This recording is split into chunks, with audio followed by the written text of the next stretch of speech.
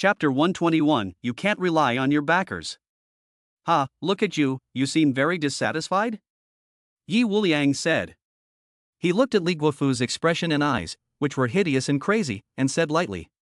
Ha, ha, kid, I haven't finished talking yet, and you already beat me up like this.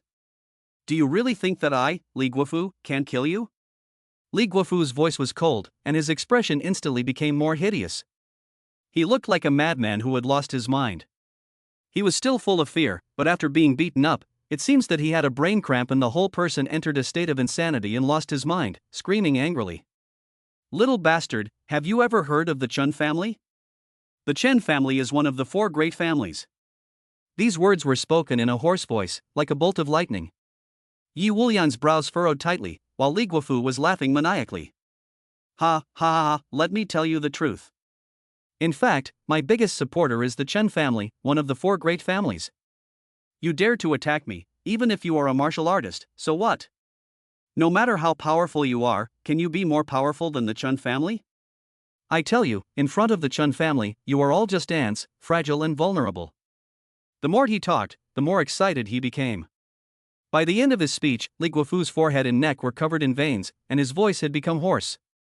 But he was still shouting at the top of his lungs, as if he wanted to tear his throat out. The whole audience was silent. The people who had just been cheering all showed expressions of fear. The Chen family. In Jiangzhou City, no one doesn't know the Chen family. After all, the 4 families are the most famous in Jiangzhou City, and they are the absolute overlords of Jiangzhou City. No ordinary person can provoke any of them. In the eyes of ordinary people, the Chen family is undoubtedly a godlike existence, high above all others. Ha, you're all scared now, don't you know how serious the consequences are for going against me? Li Guofu stood up arrogantly and wildly. Humph, did I give you permission to get up? Yi Wuliang sneered. Slap. Another slap. Li Guofu, who had just stood up with an arrogant expression on his face, was immediately knocked to the ground again. Ah, you dare to hit me? Li Guofu stared at Yi Wuliang with his eyes wide open, unable to believe what he was seeing. Humph, you think you're so great because you have the Chen family backing you? Do you know that in front of me, even if the head of the Chen family came, he would have to kneel down to me? Yi Wuliang sneered. He then looked directly at Shen Huowu. You have Chen Wen's contact information, right? You tell him that I want him to come over. Ha? Shen Huowu was a little confused. Hurry up, what are you doing? Yi Wuliang said with a smirk, honey, I haven't had a chance to tell you yet. Didn't Chen Xiaojun arrange for someone to kidnap you? After you and Xingyi went to the company, I casually went and crippled Chen Xiaojun, and then I cleaned up the Chen family. So now the Chen family is very afraid of me. I told him to come over, and he had to come obediently. Hearing this, Shen Huowu's eyes widened in surprise. She was there when the Rat King appeared to report this to Yi Wuliang, and she knew that Chen Xiaojun had arranged for 2 early-stage Tianyuan realm cultivators to kidnap her, but the Rat King had already solved the problem. At the time, Shen Huowu was so surprised by the existence of the Mouse King that she didn't think much about how a cute little mouse could actually talk and defeat 2 masters of the Tianyuan realm. Now that Yi Wuliang had said it, she couldn't help but be a little surprised, and her heart was also a little moved. Taking a deep breath, Shen Huowu took out her cell phone and dialed Chen Wen. On the other end of the phone, Chen Wen learned that Li Guofu had come to demolish the house and was using the Chen family name to provoke Yi Wuliang, and he exploded in an instant. He immediately forgot everything else and hurried here with his men in a panic, and on the phone he patted his chest and said to Shen Huowu that he would definitely arrive within 20 minutes. The tone and attitude of the conversation made Shen Huowu speechless. Chapter 122, Reinforcements have arrived. The phone hung up, and Shen Huowu looked at Yi Wuliang blankly, wondering what Yi Wuliang had done to the Chen family. Why, after he had crippled Chen Xiaojun, the Chen family not only did not resent him, but were actually so afraid of her.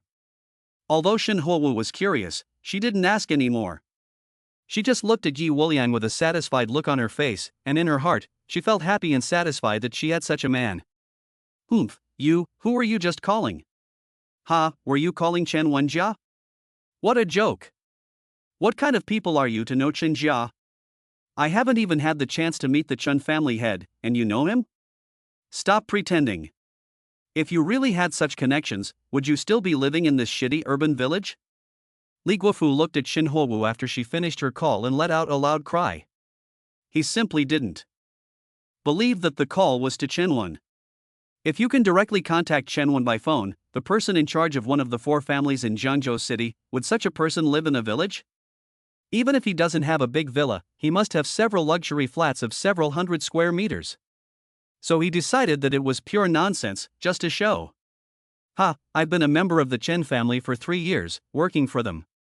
In the 3 years that have passed, I've only had the honor of seeing the head of the Chen family from afar. What kind of people are you to be able to associate with the head of the Chen family? Li Guofu continued to shout at the top of his voice. Oh, you're shouting that you have the Chen family backing you, but I didn't think you'd even met Chenwen, just seen him from afar? At best, you're just a dog under the command of some nobody in the Chen family. Yi Wuliang exposed the truth.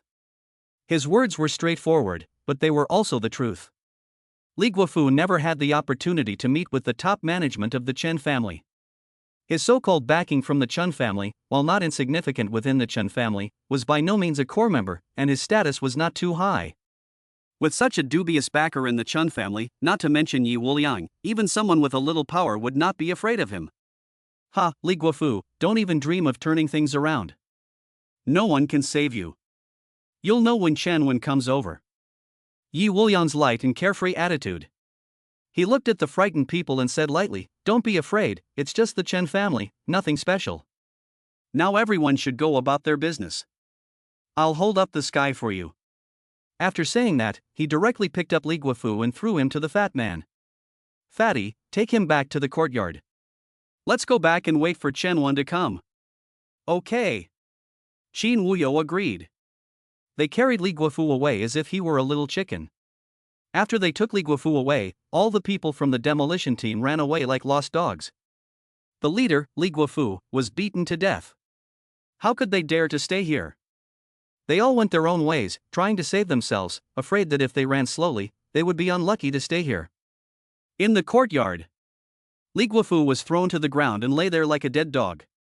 But his eyes were still full of resentment, glaring viciously at Yi Wuliang and Qin Wuyo and the others, his teeth grinding together, as if he wanted to bite his back teeth off. In his heart, he was secretly determined. Don't you dare to show off. You're about to have bad luck. You just caught me, but all my men have left. They will definitely report the news, and someone will come to save me. When my reinforcements arrive, I will cut you all into pieces and feed them to the dogs. He clenched his fists and thought bitterly. The more he thought, the more excited he became, and his expression became ferocious and fierce. At this moment, the roar of an engine could be heard outside. Li Guofu suddenly felt ecstatic. Perhaps his rescue force had arrived. Chapter 123, The Humble Chen Family Head. As the engine sound came, Li Guofu became excited and couldn't help but laugh. He clenched his fists and looked at Yi Wuliang with a ferocious expression. Suddenly, he let out a roar. My reinforcements are here. You brat, get ready to kneel down and apologize to me. Yi Wuliang, who was sitting there, lovingly studying the Jizang guiding, looked at him lazily, revealing a smile like an idiot, and immediately lowered his head and ignored him, allowing Li Guofu to yell wherever he wanted. Just when he was yelling, the sound of a knock came from the door. "Come in," Yi Wuliang said. He still didn't look at Li Guofu, but just played with the Jizang guiding. As he finished speaking, the courtyard door was pushed open and Chenwen entered with his men. Chenwen, who was always full of spirit in any situation, was pale when he entered the door and walked carefully. At this moment, Chenwen was in a panic. He hated that guy Li Guofu. To be honest, Chenwen didn't know Li Guofu at all, and he had never even heard of such a person. But because of this guy that he didn't know at all, he was called over by Yi Wuliang with just one phone call. His son had just been killed, and the Chen family had been on the verge of being wiped out. They had only just barely escaped, and now they were hiding from Yi Wuliang. "Oh, why did you guys come so late?" Li Guofu didn't even see who came in, and he just yelled as soon as the gate was pushed open. He thought his own rescue force had arrived. However, after he shouted out this sentence, he suddenly widened his eyes and looked at the person who came in shock. Boom! In an instant, Li Guofu was struck by lightning. As soon as Chenwen entered the door, he instantly recognized him, and his whole body was dumbfounded. He stared at the scene in front of him in horror. Ah, Master Chen, you, how? Li Guofu's face turned pale in an instant, so shocked that he couldn't speak. He tried to speak, but he stuttered and could not even say the simplest words. Are you Li Guofu? Chen wins. Eyes flashed like lightning at Li Guofu, his back teeth clenched and his fists balled up. Okay, it's you who is stirring up trouble under the banner of my Chen family, right? I've got you now. Today, even if Mr. Yi doesn't kill you, I, Chen 1, will kill you. Just wait. As long as my family is not destroyed, then even if you, Li Guofu, hide to the ends of the earth and sea, I will find you and tear you apart, cutting you into 8 pieces and shredding you into 1,000,000 pieces. Chen 1 growled, like the deep roar of a tiger, his eyes full of murderous intent. He dared not be so bold in front of Yi Wuliang, otherwise he would have jumped on him and personally cut Li Guofu into 8 pieces with a knife and fed the pieces to the dogs. Ah, Master Chen, I. Li Guofu was terrified. He stared at him with wide eyes, and what was even more terrifying was that, at the moment when he felt the infinite fear, he saw Li Guofu step forward, walk up to Yi Wuliang, and then kneel directly on the ground. Yes, he was kneeling on the ground, on both knees. Boom! Chen Wen's kneeling scene was like a thunderbolt, slamming into Li Guofu's heart, causing his pupils to shrink. But his horror was not over yet. This was only the beginning. After Chen Wen knelt down, he raised his hand and slapped his own face twice, as if he were treating himself as his enemy. The 2 slaps were so fierce that his face turned red in an instant. Mr. Yi, I can swear to you that I don't know this Li Guofu, and I didn't ask him to do these evil things. Chen Wen then let out a wail and bowed deeply. Chen Wen, the leader of the Chen family, one of the 4 great families in Jiangzhou City, was already extremely humble in front of Yi Wuliang. Chapter 124, Can't Eat Well, Can't Sleep Well. Chen Wen's humble plea for mercy instantly made Li Guofu tremble with soul-shattering fear. This is Chen Wen, the leader of the 4 great families, the Chen family, and the almost overlord of Jiangzhou. But now, Chen Wen is like a lost dog, kneeling before Yi Wuliang, so lowly. Even though he had seen it with his own eyes, Li Guofu still refused to believe it. Ah, no, you are not the head of the Chen family, you are not the head of the Chen family, you are an imposter, you must be an imposter. Suddenly, Li Guofu couldn't stand the tremendous shock and immediately shouted at the top of his lungs. Yi Wuliang frowned slightly and shook his head in dissatisfaction. Hey, it's so noisy. It's so noisy. Chen Wen was not a fool, and immediately understood his meaning. He jumped up and rushed towards Li Guofu, like a hungry wolf. Shut up, you piece of trash, how dare you disturb Mr. Yi's peace? You deserve to die. Chen Wen shouted angrily and kicked Li Guofu hard. Li Guofu was kicked several meters away and stopped only after hitting the wall of the courtyard. Li Guofu, you should be executed for forcibly demolishing people's homes. Today, I, Chen Wen, will teach you a lesson and seek justice for the people. Someone come and break his legs to teach him a lesson. Chen Wen shouted, and 2 figures immediately rushed out and swiftly stepped on Li Guofu's leg, breaking it. Ah! Li Guofu's forehead veins bulged, and he let out a miserable scream. Chen Wen walked forward with a gloomy face, raised his foot and stepped on Li Guofu's head, stepping on it hard. Li Guofu, you can't atone for your crimes in the demolition of people's homes. People like you should go to hell. Chen Wen carefully observed Yi Wuliang's expression as he spoke. Seeing that Yi Wuliang did not show any signs of dissatisfaction, Chen Wen knew what to do. He immediately told the 2 men who had broken Li Guofu's legs to come over. You, take him to see the sun today. After all, he will never see such a beautiful sun again. Ah, no, don't, Master Chen, don't kill me. Li Guofu's soul was in a panic, struggling frantically, but with his legs broken, how could he break free from the Chen family guard's methods of restraint? He was dragged out with his mouth gagged. Chen Wen took a deep breath and came to Yi Wuliang with a smile on his face. Get out of here. Once the demolition is done, don't let the people suffer. Those who were injured by Li Guofu will be compensated for their medical expenses. Yi Wuliang waved his hand, giving the order to expel the guest, and shut Chen Wen up. Yes. Chen Wen immediately nodded and bowed, and dared not say another word, leaving the courtyard obediently. Yi Wuliang stretched and looked satisfied.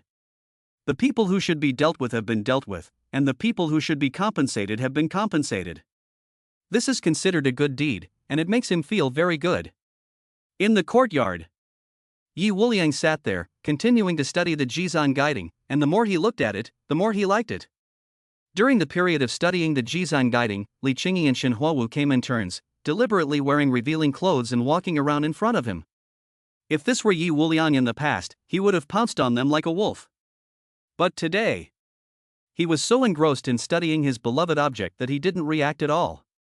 In the end, the two women kicked him in unison and stormed into the house. As for Qin Wuyo, he had already left. Yi Wuliang had originally planned to let him stay in the empty house in the courtyard, but Qin Wuyo directly stated, "Boss, I have been practicing with my master on the mountain, practicing swordplay. For so many years, I have either lived in caves or slept in the wilderness. I have not eaten well or lived well, and I am almost dying of discomfort. Now that I'm finally in the city, I'm not going to live in a bungalow. I'm going to live in a big villa." After that, he left in a flash, moving into the villa that Shen Huowu had arranged for him. At the time, Yi Wuliang watched Qin Wuyo leave, looking at his back of more than 500 pounds, and he thought of his words about not being able to eat or sleep well. He immediately felt an urge to rush up and beat him to death. Damn it! If you don't eat well and sleep well, you're already over 500 pounds. If you eat well and sleep well, you'll become the king of pigs. Chapter 125, The Chu Family's Plan. In the courtyard, Yi Wuliang didn't know how long he had been studying the Jizang ghost cauldron. It was only when it was getting dark that he stretched and put away the ghost cauldron, his face showing a contented look of enjoyment. While he was stretching lazily, Chen Wen rushed in. Seeing Chen Wen, who had just left and now returned, Yi Wuliang frowned slightly. "Mr. Yi, something's happened. I have important information to report to you." Chen Wen immediately opened his mouth respectfully. "What is it?" Yi Wuliang nodded. "Mr. Yi, the Chu family and Baixiong Pharmaceutical just contacted me to say that they are going to set fire to Shen's pharmaceutical again tonight.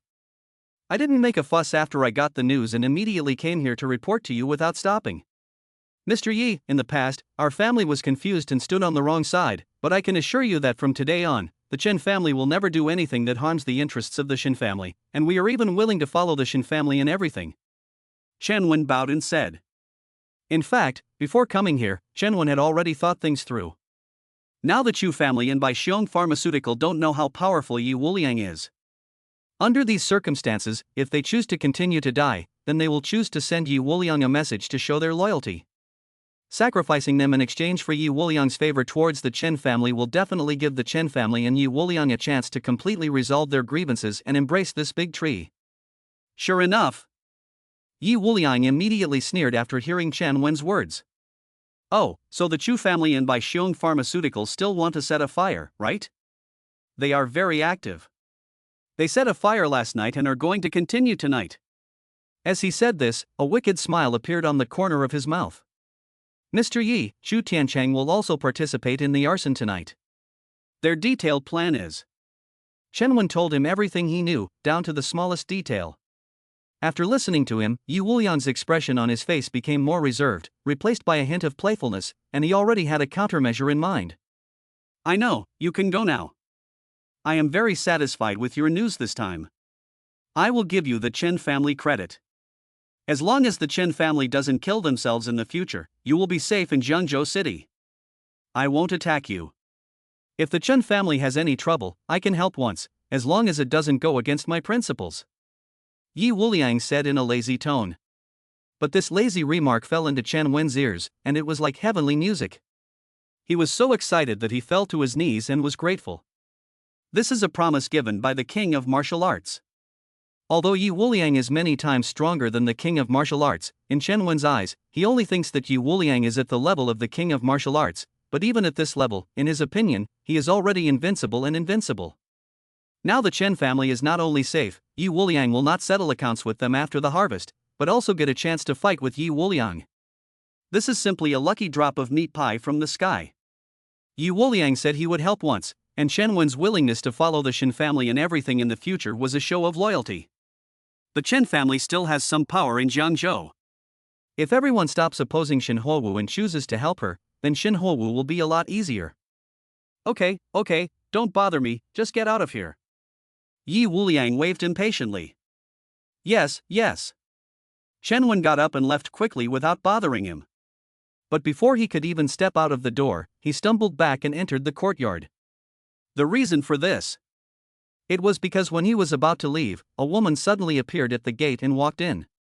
This woman who suddenly appeared was wearing a long white dress, exuding a cold aura, with a graceful figure and a cold and beautiful face. When she walked in, it felt as if the temperature in the courtyard had dropped. Yi Wuliang looked up. When he saw this cold and beautiful woman, he widened his eyes and froze on the spot. Beautiful, so beautiful. The beauty of this woman stunned Yi Wuliang. If Shen Huowu's beauty is a passionate beauty, then this woman is a beauty of frosty icebergs. Every gesture she makes reveals a kind of ice-skinned, jade-skinned, cold and elegant, refined temperament. Chapter 126, Iceberg Beauty, Fiancé. With the appearance of this iceberg beauty, the temperature in the courtyard suddenly dropped. Yi Wuliang and Shan Wen were both shocked by the beauty of this woman. Inside the house, Shen Huowu and Li Qingyi also came out and looked at this cold and beautiful woman. At this moment, in this spacious courtyard, all three of them are stunning beauties, and it is really dizzying to watch, causing one to feel a wicked fire in the heart. Are you Yi Wuliang?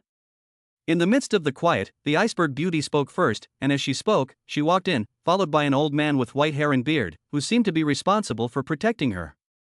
Hearing the other side call out his beauty, Yi Wuliang also came back to his senses, looking at the woman in surprise and saying, "Who are you? Do we know each other?" Shui Womeng. The woman spoke in a calm voice, clear and cold, like the sound of the wind blowing through the plum blossoms in the cold winter. As soon as she said this, Yi Wuliang, who was sitting there, jumped up in a flash, exclaiming, his eyes instantly widening, "Damn it, you are my wife?" As soon as he said this, the entire courtyard became quiet again, and all eyes fell on him. Yi Wuliang took out a yellowed marriage certificate from his storage ring. It was one of the 7 marriage certificates, and this was the marriage certificate between him and Snowdream. "Oh, what a sin! You actually came looking for me. I thought your family was in Yanjing, so why did you come to Jiangzhou?" he said. Yi Wuliang widened his eyes and smirked. "Oh, I know, you must have heard the news that your future husband has come down from the mountain, so you are anxious to marry me and came here on your own initiative, right? TSK, dreamy, you don't have to be in such a hurry. I was only planning to stay in Jiangzhou for 2 or 3 months, and then go to Yanjing to find you for the wedding. Why did you come looking for me? You are really too anxious, your husband and I are not ready for the wedding chamber." Upon hearing this, Shui Womeng's face suddenly turned ugly. Her already cold face suddenly became even colder. Yi Wuliang, however, seemed to have not seen it, and just laughed heartily, turning to look at Shen Huowu and Li Qingyi, and said awkwardly, "2 wives, I didn't know she would come to me." "You can't blame me, blame my damn charm. I've said it before, actually being handsome and charming is also a kind of trouble." Yi Wuliang looked sad, as if he was sad because he was too handsome. Hearing his sad words, Li Qingyi and Shen Huowu exchanged glances, both feeling an urge to beat the guy to death, but then they looked at Yi Wuliang's handsome face and the urge to beat him to death disappeared. The 2 women walked up and took hold of his arms on either side. "Well, this sister is very pretty, although she's not like you, picking flowers and seducing men everywhere, but after all, she is engaged to you, so you are allowed to take her." Li Qingyi spoke first. Shen Huowu also disapproved. She had long known that Yi Wuliang had several marriage engagements, and Li Qingyi had also told her that a man like Yi Wuliang could not possibly have only one woman, and Shen Huowu had also been prepared for this. Therefore, when Shui Womeng suddenly appeared, Shen Huowu was only slightly taken aback, and she accepted it calmly. She looked at Snowdream, pressed her cheek against Yi Wuliang's chest, and said lightly, "Dear, I'm going to be the big wife. I have no objection to you taking her, but she can only be the little wife. Of course, but you 2 wives, you won't be jealous, will you?" "Humph, you have 7 marriage contracts, not counting the one that Qin Yufei ruined. You have 5 marriage contracts with me. If we were jealous, we would be so sour that we would die." Shen Huowu made her position clear. Li Qingyi nodded in agreement. Shan Wen saw this scene. Shan Wen felt like kneeling down in front of Yi Wuliang and shouting at him, "You're still the best. You already have 2 stunning women, perfectly fulfilling the concept of left and right embrace, and now you have a third. What's more, the 2 you already have don't mind you finding another. You are truly a great man, a model for our generation and an idol for men." Shen Wen was convinced, completely convinced. At this moment, Shui Wuming's face was cold and hard to the extreme, and his eyes were like ice skates, staring coldly at Yi Wuliang and the others.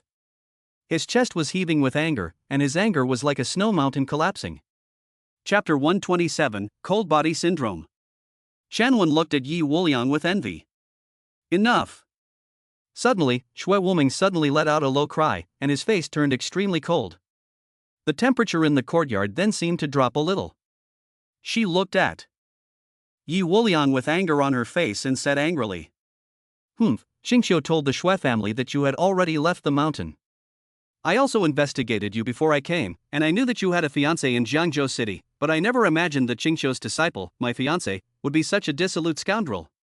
Shui Wuming said in a cold voice, her eyes full of disappointment. Obviously, she did not have a good impression of Yi Wuliang when they first met. As for the Xingqiu senior she mentioned, she was one of Yi Wuliang's teachers. Yi Wuliang, as a disciple of a senior, are you so dissolute? This is really disappointing. If you are such a person, then let's not talk about our marriage. Shui Wuming's face was as cold as frost, and after she finished speaking, she turned and left. Oh. Is this a sign of disdain for me? Yi Wuliang stared at her in disbelief. I'm so handsome, you should be in love with me, why do you still dislike me? This is not normal, are you a lesbian? Ah, no, this is such a bad coincidence. You're so beautiful, but you're a lesbian. My heart is breaking. He wailed. As soon as he said this, Shui Wuming, who had already turned around and was about to leave, twitched his mouth and stared at Yi Wuliang with murderous eyes. You're the lesbian. Shut up. Shui Wuming shouted, her face full of anger. Well, isn't that true? If it isn't, then it isn't. I was just saying it. Don't take it to heart. Yi Wuliang shrugged lightly, as if to say, I was just joking with you. Don't take it seriously. Shui Wuming was very angry, her chest rising and falling, and she had the urge to explode. Humph. In the end, she took a deep breath, forced down her dissatisfaction, and said nothing more than a cold snort before leaving. Hey, go, anyway, your cold body is about to erupt. If you leave today, don't come back to me for treatment if you have the guts. Yi Wuliang shook his head inside. Shui Wuming's footsteps stopped again and she stopped in her tracks. Shui Wuming, you think I'm a dissolute person, and I think you're sick. You have a congenital cold constitution and you won't live past the age of 25. If I'm not mistaken, you'll be 25 in a month. You came to me in such a hurry, ostensibly to discuss the marriage contract, but in reality you just want to seek treatment. You come to me to save your life, but you act as if I owe you money. How does that make you noble? Yi Wuliang's words were very direct, like a slap in the face. The truth is indeed as Yi Wuliang said, the main purpose of this visit is to cure the disease. When she was born, she was so cold that she almost died. At that time, Yi Wuliang's master passed by the Shui family and saved her life. After saving her life, she made a marriage contract with the Shui family and left. Before leaving, the master left several prophecies, one of which was that she would not live past the age of 25. Over the years, all of Yi Wuliang's predictions have come true, except for the one that she would not live past the age of 25. Seeing that she is getting closer and closer to the age of 25, the Shui family tried every means to contact Yi Wuliang's master, and finally contacted her the day before yesterday, asking her to save Shui Wuming's life. After learning that Yi Wuliang had already left the mountain, the Shui family immediately mobilized all their resources to find out Yi Wuliang's exact location in Jiangzhou. Shui Wuming also came here. Before meeting Yi Wuliang, Shui Wuming already knew Yi Wuliang's character from the information she had gathered. She also knew everything that happened in the Chen family after Yi Wuliang went down the mountain that day. Although she was prepared for it, after meeting Yi Wuliang, he immediately called her his wife and said that they would have a wedding night together. He then embraced Chen Huowu and Li Qingyi, and said that she could only be a concubine. This made Shui Wuming feel a bit uncomfortable. So she lost her temper, but she didn't expect Yi Wuliang to have already noticed her cold body and directly say it, which made her a little overwhelmed at the moment, not knowing whether to leave or stay. At the moment when Snowdream was at a loss, Yi Wuliang's face once again revealed that expression of being ready to be beaten, and he said with a smile, Hey, Menger, your cold body problem is actually very easy to treat. As long as you kiss me and call me husband 10 times, I'll cure you. Chapter 128, Master of the Pinnacle. Yi Wuliang said with a smirk, while Shui Wuming frowned tightly.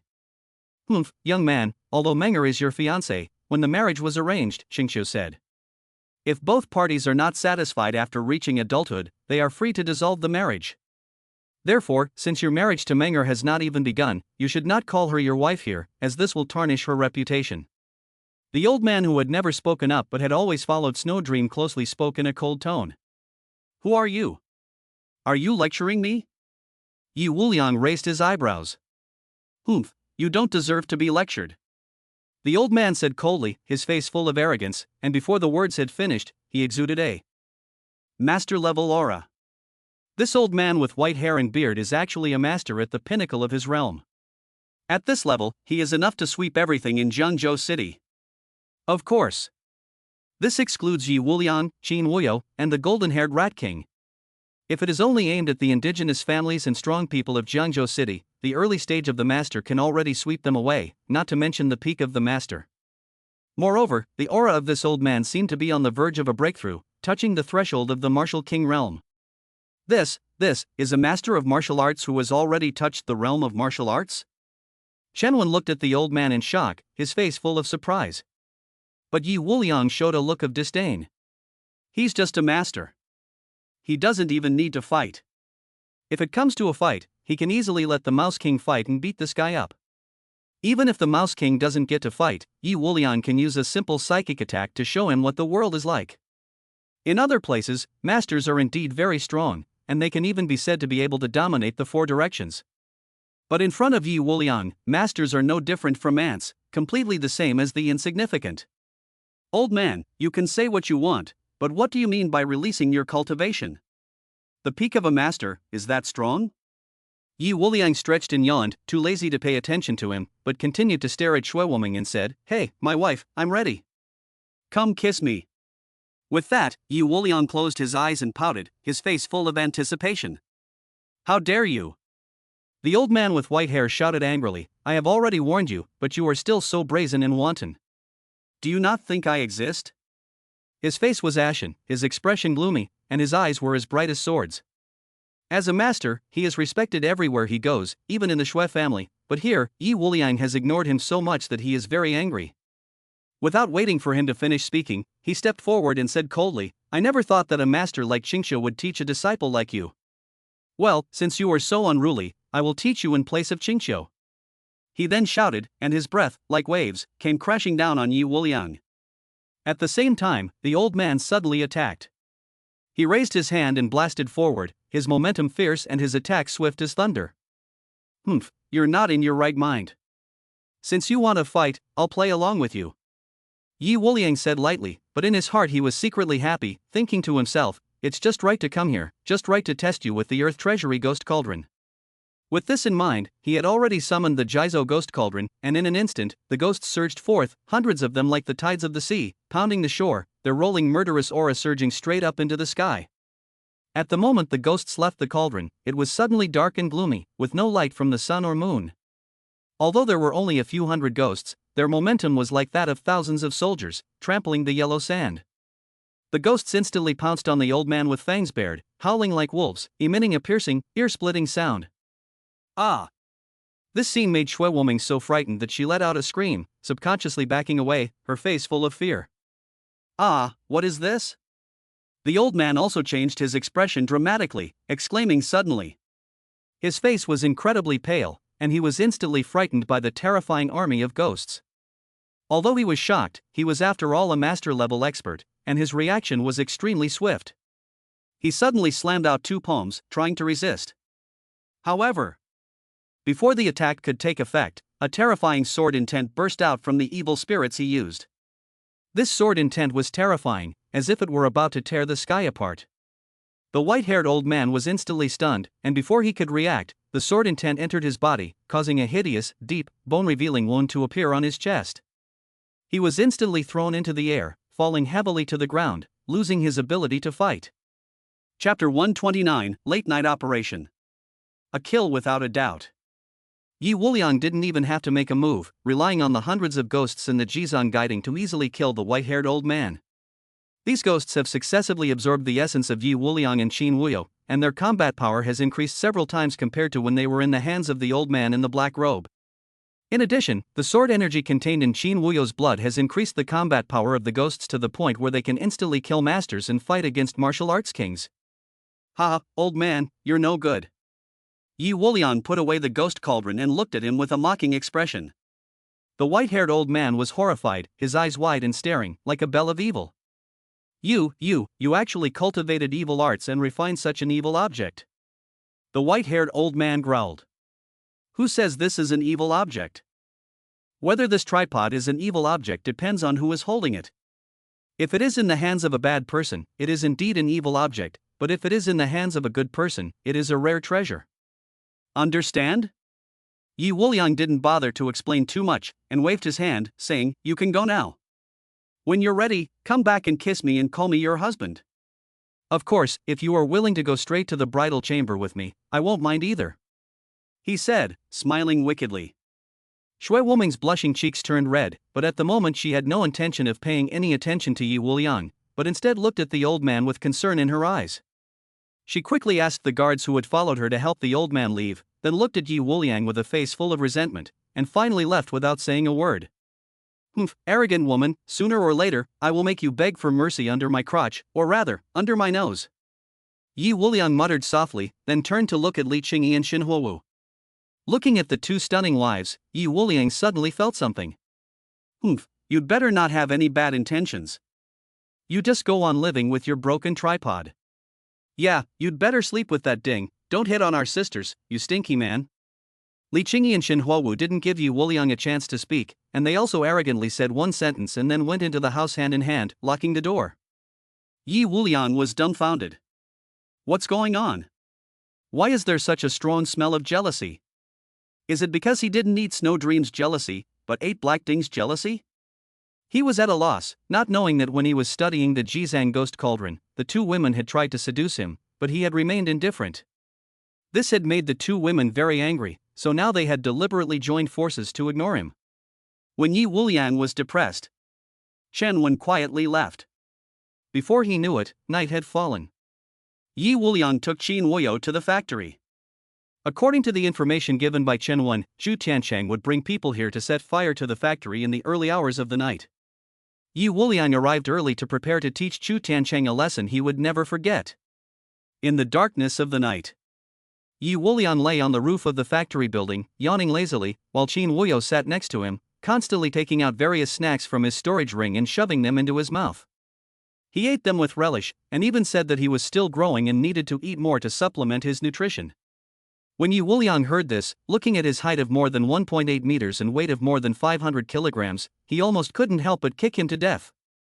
Hey, boss, someone's coming. Do you think it's the arsonist?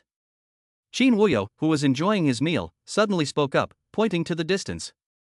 Yi Wuliang immediately got up and looked in the direction he was pointing, and saw in the distance in the darkness a group of people sneaking into the Shin pharmaceutical factory. The leader of these people was Zhu Tiancheng. Even though they were far away, Yi Wuliang recognized him at a glance. Finally they're here. We've been waiting for over an hour. If they hadn't come, I would have fallen asleep. Fatty, according to the information provided by Chen Wen, they will split into two groups. We have to have fun with them on the way. Yi Wuliang whispered. Qin Wuyo immediately stood up, straightened his body, and smiled lewdly. Hey, boss, don't worry, I will definitely follow the plan and play them to death. Chapter 130, Strange Things. Qin Wuyo sneered and disappeared in the middle of his words. Yi Wuliang also sneaked into the night. It was a dark night. Zhu Tiancheng and the others climbed over the wall into the factory. The place where they climbed over the wall was a blind spot in the surveillance. Before climbing over the wall, they changed into security uniforms and walked around the factory with swagger. It looked like a security team on patrol. The first person to enter, Zhu Tiancheng, had a sneer on his face and muttered to himself as he walked. Xin Huowu would never have thought that we would set a fire just yesterday and then come back today. She must think that, according to common sense, since we set the fire on the first day, it must have stopped for a while before coming back. We will take advantage of her blind spot and cause another wave of trouble, taking the opportunity to deal a heavy blow to Shin's pharmaceutical. His face was unusually cold. After his words, the entourage behind him all agreed, but they didn't know that Yi Wuliang could hear every word they said. Yi Wuliang was right behind them, but he was like a black smoke, perfectly hidden in the darkness, and was completely invisible. Shutian City was still immersed in a beautiful fantasy, imagining that tonight's fire would cause heavy losses to the Shin group and bring it to its knees. While they were talking, Shutian City and the others had already arrived at the warehouse and snuck in.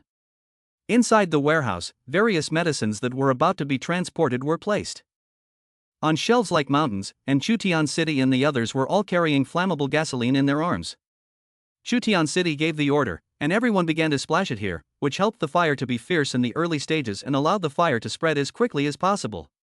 Soon the gasoline was spilled, and Shutian City looked ferocious. Ha, Shin's group, tonight I will burn down your 2 warehouses first, let you lose a lot of money, and let you not be able to take the medicine out of the warehouse on time. Shin Howu, you bitch, you deserve this, you asked for it. He laughed hideously and then shouted, light the fire. Light the fire now. The attendant immediately took a firebomb out of his pocket and threw it at the medicine soaked in gasoline. The fireball was actually a quail-egg-sized black ball that exploded like a firecracker when it was thrown, emitting a burst of fire that was very easy to ignite. The fireball was thrown. Shutian City laughed wildly.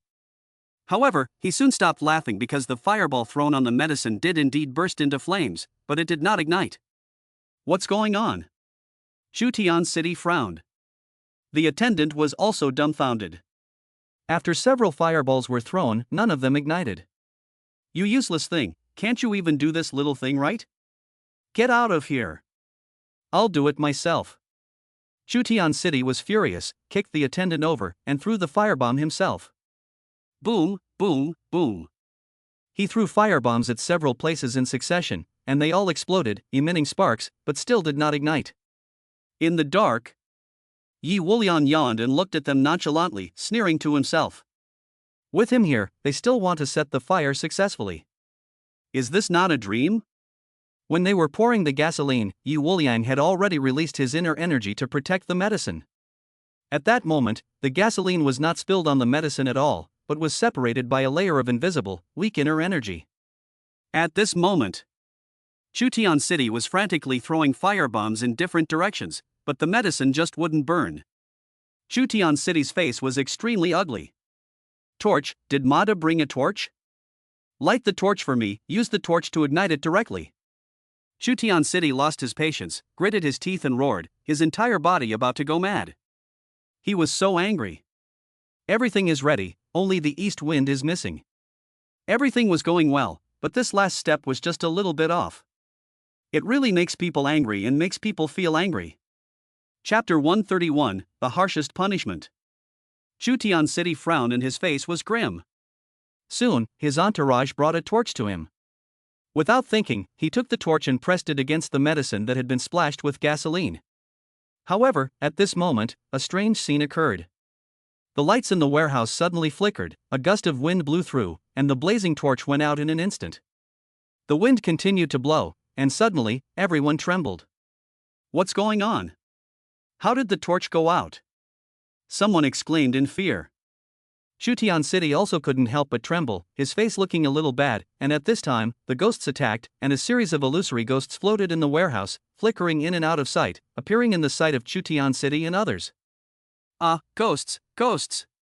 Master, there are ghosts! Help! Help! Dear ghost grandfathers, please spare my life. In an instant, all the entourage immediately became terrified, and they all collapsed on the ground, screaming in agony. Shutian City's eyes widened. He also saw these ghosts, and felt as if he had fallen into an icy cave. Countless cold, icy winds pierced through his flesh and blood, making his body instantly cold. Ghosts, ghosts! Shutian City let out a piercing cry and was instantly scared out of his wits by the ghosts. He ran outside. At this moment, he didn't even bother to set the fire. He ran outside with all his might, and his entourage followed closely behind him. However, the ghosts chased after him, following him like a shadow, like maggots on a bone. As soon as Chu Tianchang had just run out of the warehouse, dozens of ghosts blocked his way. Plop! Shutian City was so scared that he fell to the ground, shitting and peeing himself, and his heart was broken. All of his followers were lying on the ground, half dead from fear, and almost all of them had peed their pants. On the other side, the two groups of people who had split up with Chu Tianchang were in the same situation. The only difference was that Chu Tianchang and his men had encountered ghosts, and they were real ghosts, each one of them was real. As for the group of people that Qin Wuyo dealt with, he used drugs to make them hallucinate and scare them half to death. Let's go back to the scene in Chutian City. At this moment, he was lying on the ground with his pants wet. At this moment, a stream of ghosts pounced on his entourage, biting them furiously. In an instant, amidst the screams, the entourage became bloody and mangled, and was actually swallowed up. Blood flowed all over the place. The ghosts of Chutian City all came out, their scalps tingling. And they were all terrified to the extreme, crawling away in a heap, with a foul-smelling liquid constantly flowing from between their legs. At this moment, what he experienced was truly the ultimate fear. Just as he felt infinite fear, the security team at the pharmaceutical factory finally discovered the abnormality here, and a team of personnel rushed over quickly. Yi Wuliang saw that someone was coming, so he collected the ghosts and hid them. The few entourage members who were devoured were actually illusions, with countless wounds being ripped out of them. Yi Wuliang is not a malicious person, but he will not be merciful in the face of his enemies. These people came together to deal with him. If he didn't do something powerful against Chen Houwu, it would show that he was easy to bully. At this moment, Chutian City is still alive. Yi Wuliang let him go not because he is merciful, but because he wants Chutian City to live in fear for the rest of his life. He believed that what Chu Tianchang had just experienced would be enough to haunt him for the rest of his life, and would be enough to wake him up from nightmares countless times. Compared to killing him directly, this would allow him to receive the punishment he deserved. As he spoke, the guard arrived and, seeing the blood on the ground and the terrified Chu Tianchang who was incontinent, the guard was also stunned. Who is this? This looks like the eldest son of the Chu family, Chu Tianchang. Damn, he peed his pants, and it looks like he also pooped in his pants. What the hell is going on? The guards exclaimed. They all couldn't help but look at Chu Tianchang with disgusted expressions. Chapter 132, Chu Tianchang is a coward. The captain of the guard came up to Chu Tianchang. Chutian City, who had already been scared out of his wits, screamed wildly and suddenly knelt down and bowed frantically. Grandpa Ghost, please spare my life. Grandpa Ghost, please spare my life. I, Chutian City, am just a piece of trash. Please don't kill me, I beg you. I'll bow to you, and I'll burn paper for you every year. I'll burn countless pieces of paper. Please spare me, Grandpa Ghost. Chutian City's head hit the ground heavily, and he was extremely pious. The captain of the guards was speechless. In the dark, Yi Wuliang was holding his stomach and almost fainted from laughing, feeling that he had reached the peak of pleasure. He also felt that things were almost over, so Yi Wuliang took the initiative to appear. He walked from behind the guard team, pretending to have just arrived, and rushed forward quickly. What's going on? What's the situation? Yi Wuliang's acting was still good, with a shocked look on his face. Mr. Yi. The captain of the guard team saw Yi Wuliang and hurriedly bowed. Because of the last exorcism, Yi Wuliang is a celebrity here, and no one doesn't know him. Oh, I heard that the factory has been a bit unsettled these past 2 days, so I thought I'd come around tonight to avoid any trouble. What's going on here? Hey, isn't this Chutian City? Yi Wuliang widened his eyes. Although he was extremely frightened, Chu Tianchang did not lose his senses. When he saw Yi Wuliang, he felt a sudden urge to die of shame. In the past, whenever he met him, he was always full of vigor and grace. But this time, he was so disheveled that he was scared to pee his pants. This is simply humiliating to the extreme. Chutian City, there's a strong smell of gasoline here, and there are torches on the ground. You guys aren't here to set a fire, are you? Yi Wuliang slowly opened his mouth and walked up to Chu Tianchang. Chutian City looked up and glared at Yi Wuliang with hatred. You still dare to look at me like that? You're looking for death. Yi Wuliang sneered, kicked Chu Tianchang over, and stepped on him. Chutian City, you were the ones who set the fire yesterday, and this time I caught you. There's nothing to say, just have your family send money to compensate for the Chen family's losses. Yi Wuliang said indifferently. I'll pay you back. Chu Tianchang shouted, his forehead bulging with veins, his face full of anger and ferocity. Crack! As soon as he shouted angrily, Yi Wuliang stepped on his left arm, breaking it and causing him to feel a searing pain that instantly swept through his body and mind. The guards gasped in shock and looked at Yi Wuliang in shock. They didn't expect Yi Wuliang to be so ruthless and decisive. You have to know that you are now facing the eldest son of the Chu family. For someone of such status, Yi Wuliang didn't even think twice before stepping on his arm without hesitation. This is really ruthless. Chu Tiancheng, you have no right to choose now. Your only choice is to let the Chu family send money over to compensate for the damage. If not, I will kill you. Ha, it's dark and windy, so no one should know you're here. If I kill you in this situation, as long as you don't go out and talk about it, no one should know that I am the murderer. As soon as he said this, the vengeful eyes of Chu Tiancheng immediately turned fearful, and his body trembled again. No Yi Wuliang, let's talk about it. I'll contact the family and send money over. Chu Tiancheng was scared, and his face turned pale again. He knew that if he didn't admit defeat, Yi Wuliang would really kill him. It was dark and windy. It was still at the Chen family pharmaceutical factory, and there was no one around. At this time, Yi Wuliang could strangle him to death or step on him to death. If he wanted to destroy the corpse and eliminate the evidence once and for all, it would be too simple. Chapter 133, Huge Compensation. Yi Wuliang, no, brother Yi, let's talk about it. Just tell me how much you want, and I'll definitely compensate you. I was confused and made a mistake, so please forgive me, Yi. Shutian City tried hard to please him. At the moment of life and death, he could not care about dignity and face. Seeing his humble appearance, the guards collectively cast contemptuous glances. Shutian City is after all the heir to the Chu family, and as the heir to the family, he is such a cowardly wimp, which is really despicable. Shutian City was already ashamed of himself, and he wanted to find a crack in the ground to crawl into, but now he could only grit his teeth and endure in order to stay alive. Shutian City, I won't ask you for much, just compensate me 2 billion. You only need 2 billion to live. As soon as these words were spoken, Shutian City's face changed dramatically, and his eyes almost popped out. 2 billion? He exclaimed. What, you think it's too much and you don't want to pay? Yi Wuliang's face showed murderous intent. No, I'll give it. Feeling Yi Wuliang's murderous intent, Chu Tiancheng hurriedly spoke. Money is a thing apart from the body, and the only truth is to be alive. I don't have that much money right now. I only have 500 million in my account. I can give you 500 million now, and I'll get the rest for you within a month. You don't have money, and the Chu family doesn't have money either? I don't want to contact them. Give me a month, and I'll give you the remaining 1.5 billion with interest. I can give you a promissory note. Chu Tiancheng said in a low voice. Now he is in such a sorry state. If he notifies the family to come and ransom him, and let them see his incontinence in such a state of shit and piss, then how can he stand in the family in the future and how can he convince the people?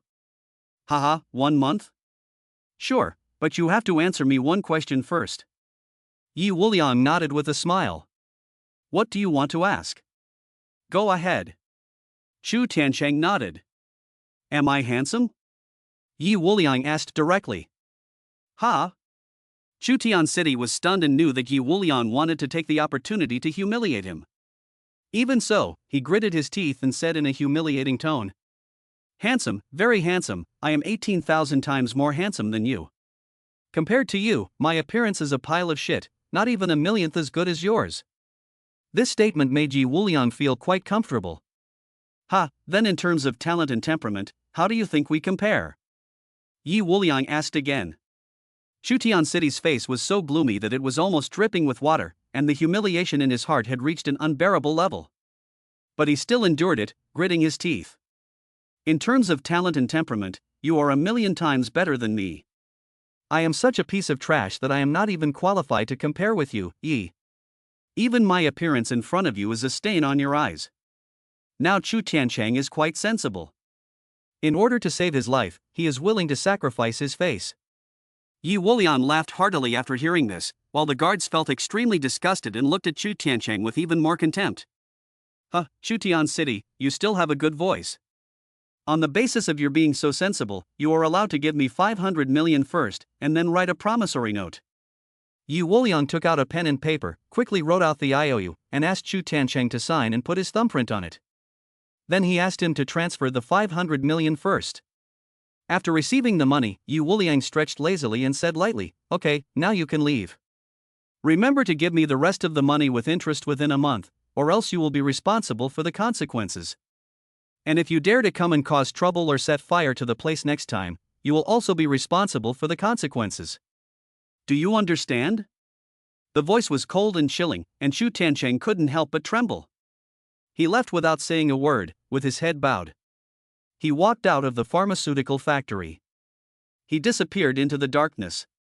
When he returned to the parking lot, he hurriedly got into the car, stepped on the accelerator like a madman, and quickly fled from this place of trouble, returning to the Chu family in one breath. In the room, Shu Tiancheng did not have time to take a shower or change his clothes. He collapsed on the ground, gasping for breath, and was relieved to have escaped death. But gradually, the happiness on his face disappeared, replaced by an endless amount of malice and cruelty. His fists clenched quickly, and his fingernails nearly dug into his flesh. Chapter 134 Big Brother. This is a misunderstanding. The night was getting deeper. Xinhua Wu also got the news that Chu Tiancheng had brought people to set the factory on fire. After hearing the news, she was in a state of chaos, her heart sinking to the bottom of the valley. But when the people at the pharmaceutical factory told her that Yi Wuliang had driven Chu Tiancheng away and that the factory had not suffered any losses, Xinhua Wu finally let go of her worries and felt an infinite warmth in her heart. On the other side, Yi Wuliang did not return immediately. After leaving the factory and returning to the city, he and the fat man found a late-night roadside wonton stall. Yi Wuliang only ate one bowl, but Qin Wuyo ate 10 bowls in one go, which made Yi Wuliang's eyelids twitch. In fact, people at their level can go without food for a long time. Eating and drinking are just to satisfy the desire for food. But Qin Wuyo's desire for food is really too strong. When Qin Wuyo finished his 10th bowl and waved his big hand heroically, asking the boss to bring 10 more bowls, Yi Wuliang suddenly looked up and squinted. In a nearby bar, a woman was being carried out drunk and put into a car. The young men who carried her out were smiling lewdly and with ill intent. Qin Yufei? After Yi Wuliang saw the woman clearly, his brows furrowed tightly and he got up and walked over there. Yes, the drunk woman who was stuffed into the car was Qin Yufei, who had broken off their engagement when Yi Wuliang first arrived in Jiangzhou City. He didn't want to get involved, and he didn't care if the woman lived or died, but when he heard the young men say that they wanted to take Qin Yufei back to enjoy her, Yi Wuliang couldn't sit still. After all, they had been engaged to be married, and he couldn't just stand by and watch her get raped. "Hey, boss, where are you going?" "It's fine, just eat." Yi Wuliang walked over without looking back, and in a flash he was already in front of the young masters, grabbing the car door that was about to close. "I said, where are you taking this person?" Yi Wuliang asked. "Who the hell are you? Get out of here right now and stay out of our business, or we'll beat you to death." These young masters were quite domineering, looking at Yi Wuliang coldly and threateningly. Upon hearing their threats, Yi Wuliang sneered and, with a snap, the door he had grabbed was torn off, as easily as tearing a piece of paper. Hiss. In an instant, these young masters gasped in shock. Yi Wuliang struck again, punching the car, which immediately dented, as if it had been hit by a 100-pound boulder. The arrogant young masters were dumbfounded by this scene and stepped back in shock. The leader of the young masters, watching his car being destroyed, was not the least bit angry, but was filled with fear. This big brother, if you like this girl, then she's all yours. We were just passing by here. We have no idea about her." The young master tried to smile. Even though his heart was bleeding as his car was destroyed, Yi Wuliang tore off the car door with one hand and punched the car, causing it to dent. They were so scared that they almost knelt down. "Get out," Yi Wuliang said coldly. Yes. The young master hurriedly agreed, and immediately left without daring to look back, crawling away. Looking at the backs of the several of them as they left, Yi Wuliang's eyes revealed a hint of disdain. The next second, he pointed at Qin Yufei with his finger, and Qin Yufei, who was in a drunken state, suddenly sobered up. Yi Wuliang?" Qin Yufei widened her eyes and stared at Yi Wuliang standing in front of her, stunned. But she only froze for a second before screaming and covering her chest with her hands. What do you want?" "Yi Wuliang, I'm warning you, if you dare to touch me, the Qin family won't let you go."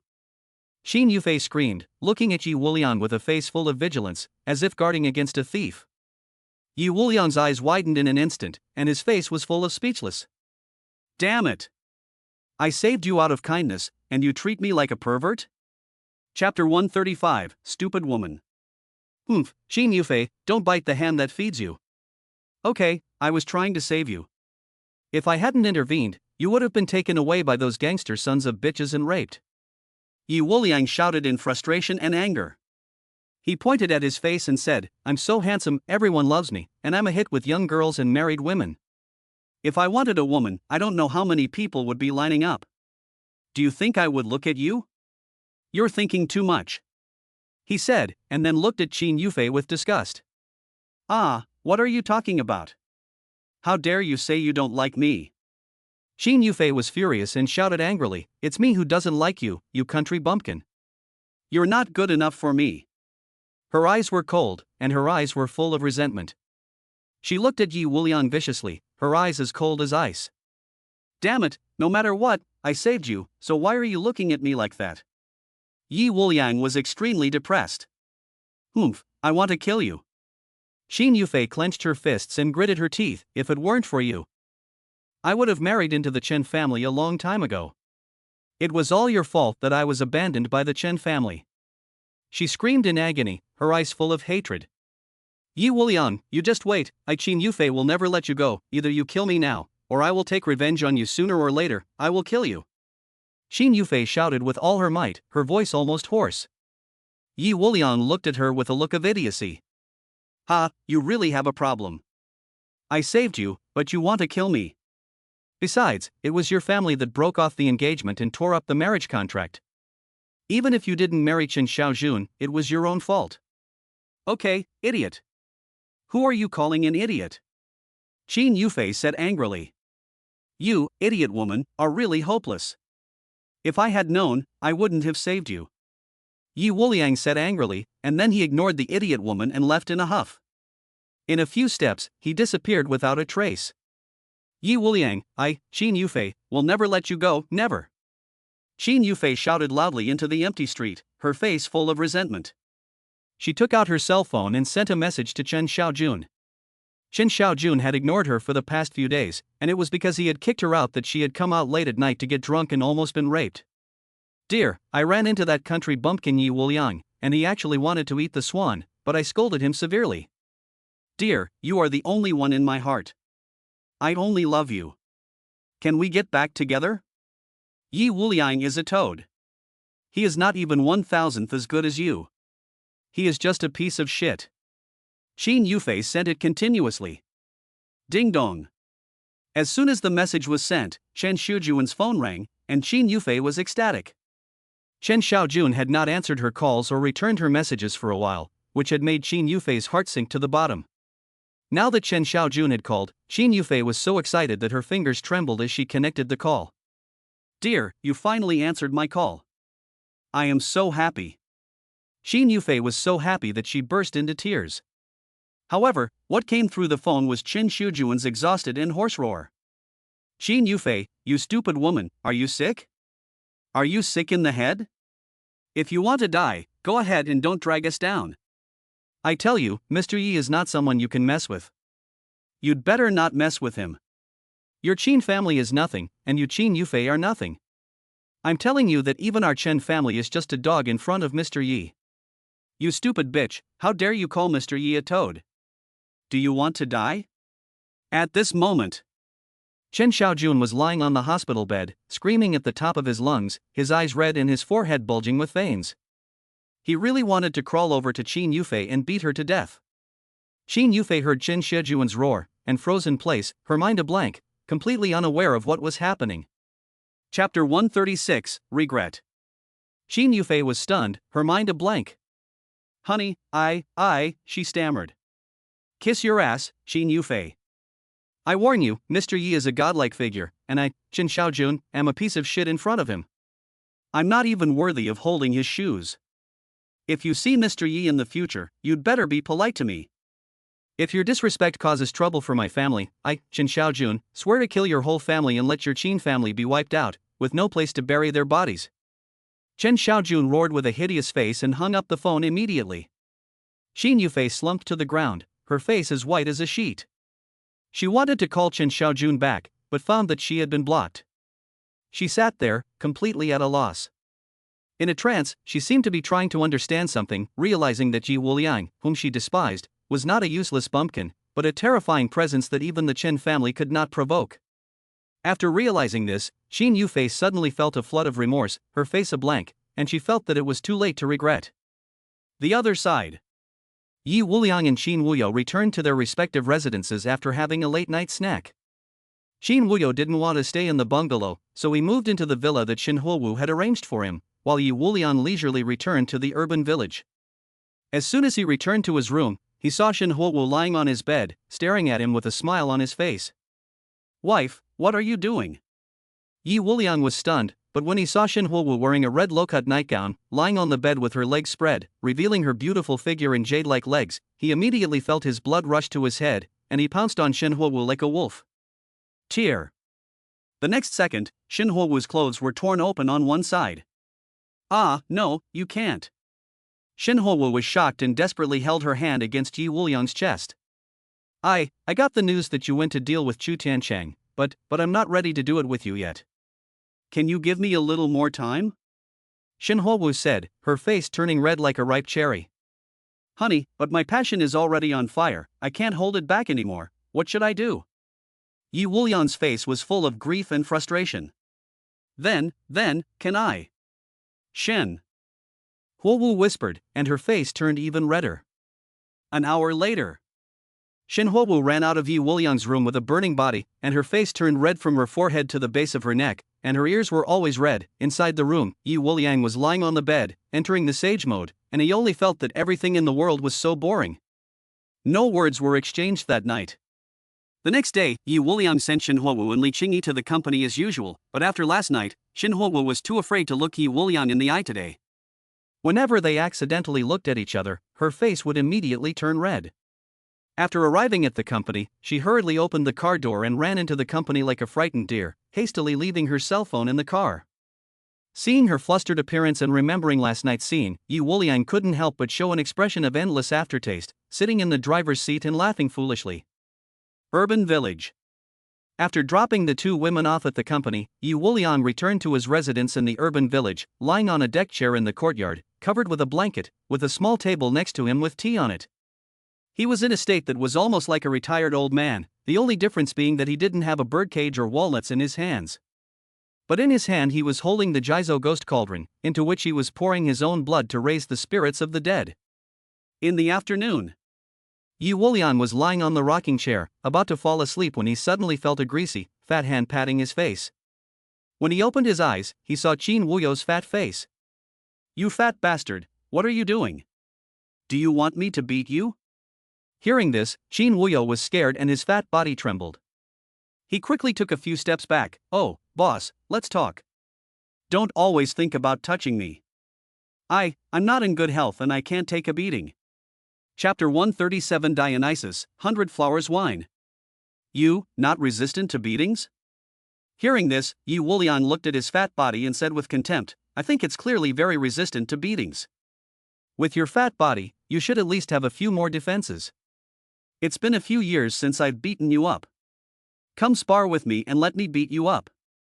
Yi Wuliang rolled up his sleeves and Qin Wuyo was so scared that he immediately crawled under the table, filling the space under the table with his fat body.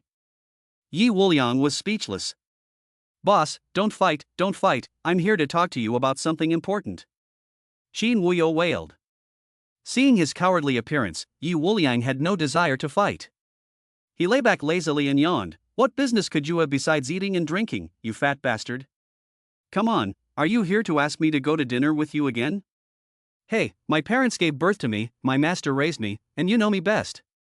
Boss, you really know me too well. You are my only confidant." Qin Wuyo crawled out from under the table and grabbed Yi Wuliang's hand, saying with a face full of emotion, "Oh, you fat bastard, don't disgust me. Get to the point. What do you want? Where do you want to go to eat and drink?" "Hey, boss, this time I'm not going to eat, but I want to go drinking with you. I heard that there's an international wine god at the forest resort tonight, and he's going to auction off a pot of 100 flowers wine. My master didn't give me much money when I came down the mountain, so I came to you to ask you to take me. Qin Wuyo said with a smile. The god of wine? By Wajiang? Yi Wuliang frowned. He had never heard of these before, and couldn't help but look at the fat man curiously. Qin Wuyo immediately said. Boss, the wine god's name is Wine Fairy, and he has won the International Wine God competition 10 times in a row. He is recognized as the world's #1 wine god. This 100 Flowers wine is his masterpiece. He brewed a total of 30 jars of it back then, and now there are only less than 10 jars left. It is said that if you drink a sip of his 100 Flowers wine, your soul will be elevated and you will feel as if you are in a fairyland with 100 flowers blooming. As he spoke, Qin Wuyo's face showed a look of longing, and his mouth watered like a waterfall. Damn, is it that exaggerated? Yi Wuliang frowned, but he was already a little tempted to try the 100 Flowers wine. Boss, this is still a conservative statement. If you can taste it yourself, you will find that the 100 Flowers wine is definitely 100 times better than I have described it, not 10,000 times better. Qin Wuyo said with conviction. Yi Wuliang got up directly and said with great enthusiasm, okay, if that's the case, let's go to the forest resort and have a look. We'll ask the wine fairy to get some of the 100 Flowers wine. If it's really that good, we'll take it all. Boss, the auction for the 100 Flowers wine doesn't start until tonight. We don't have to rush over there. Besides, you don't look like you're going to an auction, you look like you're going to rob it. Qin Wuyo looked at Yi Wuliang with some concern. Pop. Yi Wuliang slapped him on the head angrily and scolded, Young master, am I the kind of person who robs people of their things? I'm just going to barter. If the 100 Flowers wine is really good, then I'll barter with it. I won't let the other party lose out anyway. Even if he has invincible strength, he can't do such things as bullying the weak and taking by force. Hearing Yi Wuliang's words, Qin Wuyo finally let go of his worries. In the evening, the two set off for the forest resort. It was around 7 p.m. It was still an hour before the auction began, and Yi Wuliang and Qin Wuyo arrived by car. At this moment, the banquet hall was already bustling with people. Looking around, there were hundreds of dignitaries, wealthy people, and tycoons.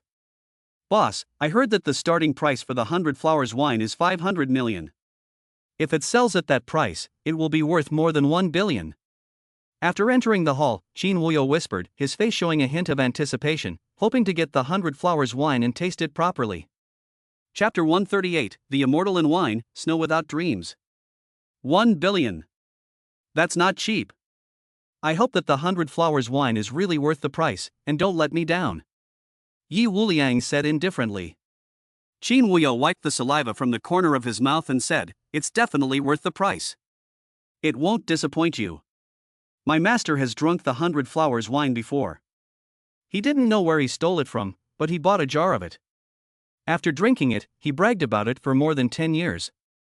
Unfortunately, I was still young at the time, and he drank all the wine himself. I didn't get to drink any. Hearing Qin Wuyo's words, Yi Wuliang thought about it. I'm curious. If the 100 Flowers wine is so good, why did he only make 30 jars of it? Hasn't he made any more in all these years? Also, since the wine is so good, even your master said it was good. Why hasn't anyone come to snatch the 100 Flowers wine in all these years? Yi Wuliang asked out of curiosity. Well, the reason why it hasn't been brewed again is that it seems that some of the ingredients have disappeared and can't be found, so it hasn't been brewed again. As for why no one has tried to steal it, it is because the forces behind the wine immortals are not to be trifled with. Qin Wuyo answered. Yi Wuliang nodded thoughtfully and didn't say much. At this moment, the banquet hall was lively and extremely luxurious. The dignitaries from all sides greeted each other with smiles and laughter. There was only an hour left before the auction began. Yi Wuliang looked at his watch and was too lazy to wait. Fatty, why don't we go straight to the wine fairy? It's still an hour until the auction starts, so I think it's better to go straight to him. It's simple and straightforward, saving time and effort. Yi Wuliang said. Yes, I agree. Qin Wuyo immediately agreed. He was also impatient to get the 100 Flowers wine, so he agreed with Yi Wuliang's words with both hands.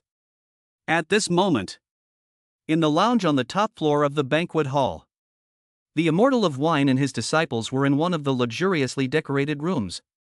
The wine immortal was sitting in the main seat, with his two disciples standing behind him. In addition to them, there was also a stunning woman in the room. This stunning woman has a cold temperament and a cold and beautiful face. Standing there, she is like an iceberg and a snow lotus, fresh and refined, untainted by dust, exuding a kind of cold and beautiful beauty of ice and jade bones. Behind this beautiful woman, there stood an old man with a somewhat pale face. At this moment, the beautiful woman is talking to the wine immortal, her posture very low, exactly the kind of posture a junior would have when meeting an elder. The wine immortal is very pleased with her attitude, nodding in satisfaction. As they chatted happily, knock, knock, knock. The sound of knocking suddenly came. Everyone looked up, but before they could react, the door was pushed open and a handsome figure walked in. Behind this handsome figure was a lump of fat weighing more than 500 kilograms, which was Yi Wuliang and Qin Wuyo. We're here to buy your 100 flowers wine, and we want to buy all of it. As soon as they entered the door, Qin Wuyo shouted at the top of his lungs. Shut up, don't embarrass me. Yi Wuliang glared at him in dissatisfaction, and the fat man immediately covered his mouth and dared not show off. The wine fairy frowned tightly, looking at the two people who had suddenly barged in, and a chill flashed in his eyes. Humph, who are you two? What do you mean by barging in without permission? The wine fairy frowned and whispered.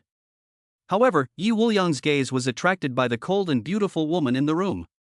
He looked at the woman, and after a slight moment of surprise, he couldn't help but call out subconsciously. Dreamer, why are you here? Are you here to buy 100 flowers wine too? That's right. The cold and elegant woman here is none other than Yi Wuliang's fiancée, Shui Wumeng. At this moment, Shui Wumeng was also surprised and shocked to see Yi Wuliang suddenly appear, but as soon as Yi Wuliang shouted, Out dreamer, my wife, Shui Wumeng's pretty face immediately sank. Humph, Yi Wuliang, don't call me your wife before the wedding is even a possibility. Ha, wife Mang, you're still so arrogant. To be honest, I like your arrogance. Yi Wuliang laughed heartily. He said, ignoring the murderous look in the other person's eyes, and turned his gaze to the body of the wine fairy. Chapter 139. You have no sense of taste. Senior Liquor Immortal, nice to meet you. It's fate that we meet for the first time and find out that you know my wife Menger. This shows that we also have a unique fate. Yi Wuliang said with a smirk. The wine immortal frowned and turned to look at Snow Dream. Shui Wumeng hurriedly said, Senior Zhou, we do have a marriage contract, but when we signed it, the elders of both sides also agreed that whether we would get married in the future depended on how we got along after we met, and we would decide for ourselves what the final outcome would be. What he meant was that although we had a marriage contract, it did not necessarily mean that we had to get married. Oh, I see. The immortal in the wine nodded lightly and said, Young man, I don't care if you are Miss Shui's fiancé or whatever, let's talk about the matter at hand. It's not very polite to come in without knocking first. Well, I knocked on the door, so how can you say it's impolite? Old man, don't pick on the bones of the eggs. Qin Wuyo said with a loose nerve. Hearing his own name, the wine immortal's mouth twitched in anger. Yi Wuliang said with a smile, Old wine man? That's a good name. Ha, then I'll call you Old wine man too. To be honest, I feel awkward calling you Senior wine man all the time. Old wine man is more intimate. How dare you? The wine fairy was furious at the mention of it and almost jumped up from his seat. Oh, don't be angry, old wine man. Don't be angry. We're not here to cause trouble. We're here for the 100 flowers wine. Yi Wuliang walked directly into the room and found a place to sit down. Seeing him so casual, treating this place like his own home, the wine immortal frowned and looked angry. Yi Wuliang was even more casual, taking off his shoes and sitting cross-legged. This made the wine immortal's forehead bulge with veins, and he was about to explode with anger. Shui Wumeng also looked displeased, thinking that Yi Wuliang was too casual and rude. But just as they were about to explode, Yi Wuliang said something that made the wine fairy stand up in shock. Old wine man, before I met you, I didn't think you were special, but after I met you, I actually admired you a little. You were able to become an internationally recognized wine god despite losing your sense of taste. You really are quite capable. I admire you. These words were spoken in a very casual tone, neither too light nor too heavy.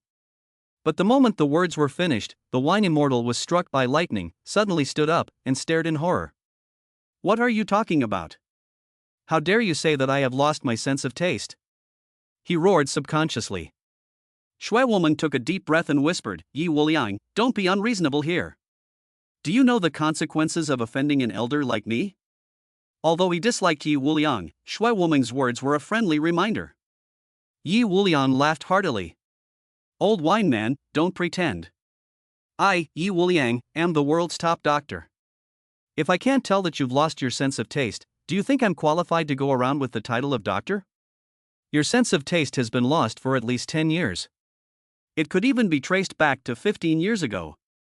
If I'm not mistaken, your taste buds had problems 15 years ago, and about 10 years ago, you completely lost your sense of taste.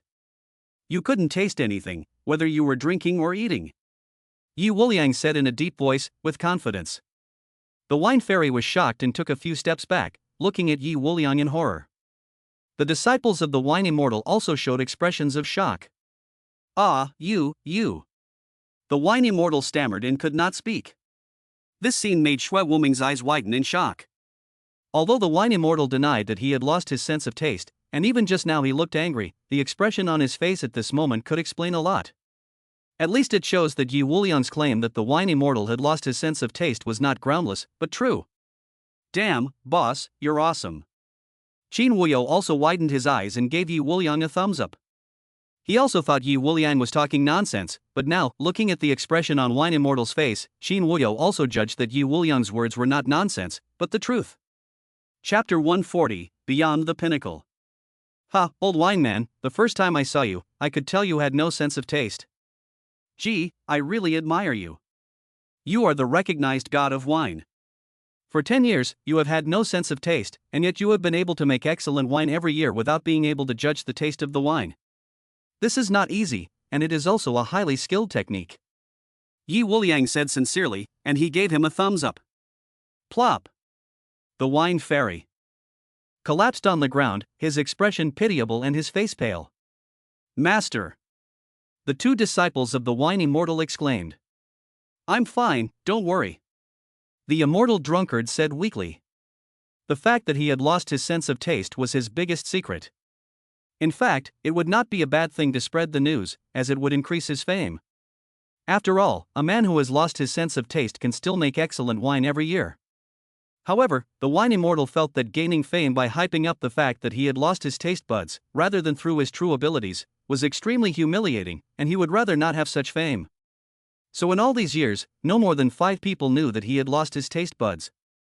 Apart from his 2 disciples, they were also his 2 good friends who were doctors. It is also somewhat of a coincidence that one of his 2 physician friends is Hua Changfeng, the Hua Changfeng who cried out for a master a few days ago. Over the years, Hua Changfeng and another master of medicine have tried every possible way to cure the wine immortal, and they even invited a top expert in modern medicine to treat him together. But for several years, there has been no effect. Gradually, the temper of the wine immortal became more and more irritable. Because he could not be cured, he felt that it was because he had lost his taste buds and could not brew wine that surpassed the 100 Flowers wine. This also made him somewhat give up on himself in the last 2 or 3 years. He was unwilling to accept treatment for the loss of his taste buds, and even more unwilling to mention it. At this moment, Yi Wuliang said it out loud, in front of the wine immortal, which made the wine immortal collapse a little. He sat on the ground in a desolate state, unable to cry, with tears streaming down his face. How did you know that my master had lost his taste buds? If you can tell, then can you cure it? Suddenly, just when the wine immortal felt like he was about to collapse, one of his disciples suddenly looked at Yi Wuliang and exclaimed. Boom! His exclamation fell into the ears of the wine immortal like thunder. The wine fairy suddenly looked up and stared at Yi Wuliang. The next second, Zhou Zhongxian suddenly pounced on Yi Wuliang, grabbed his arm tightly, and shouted excitedly, Yes, how did you figure it out?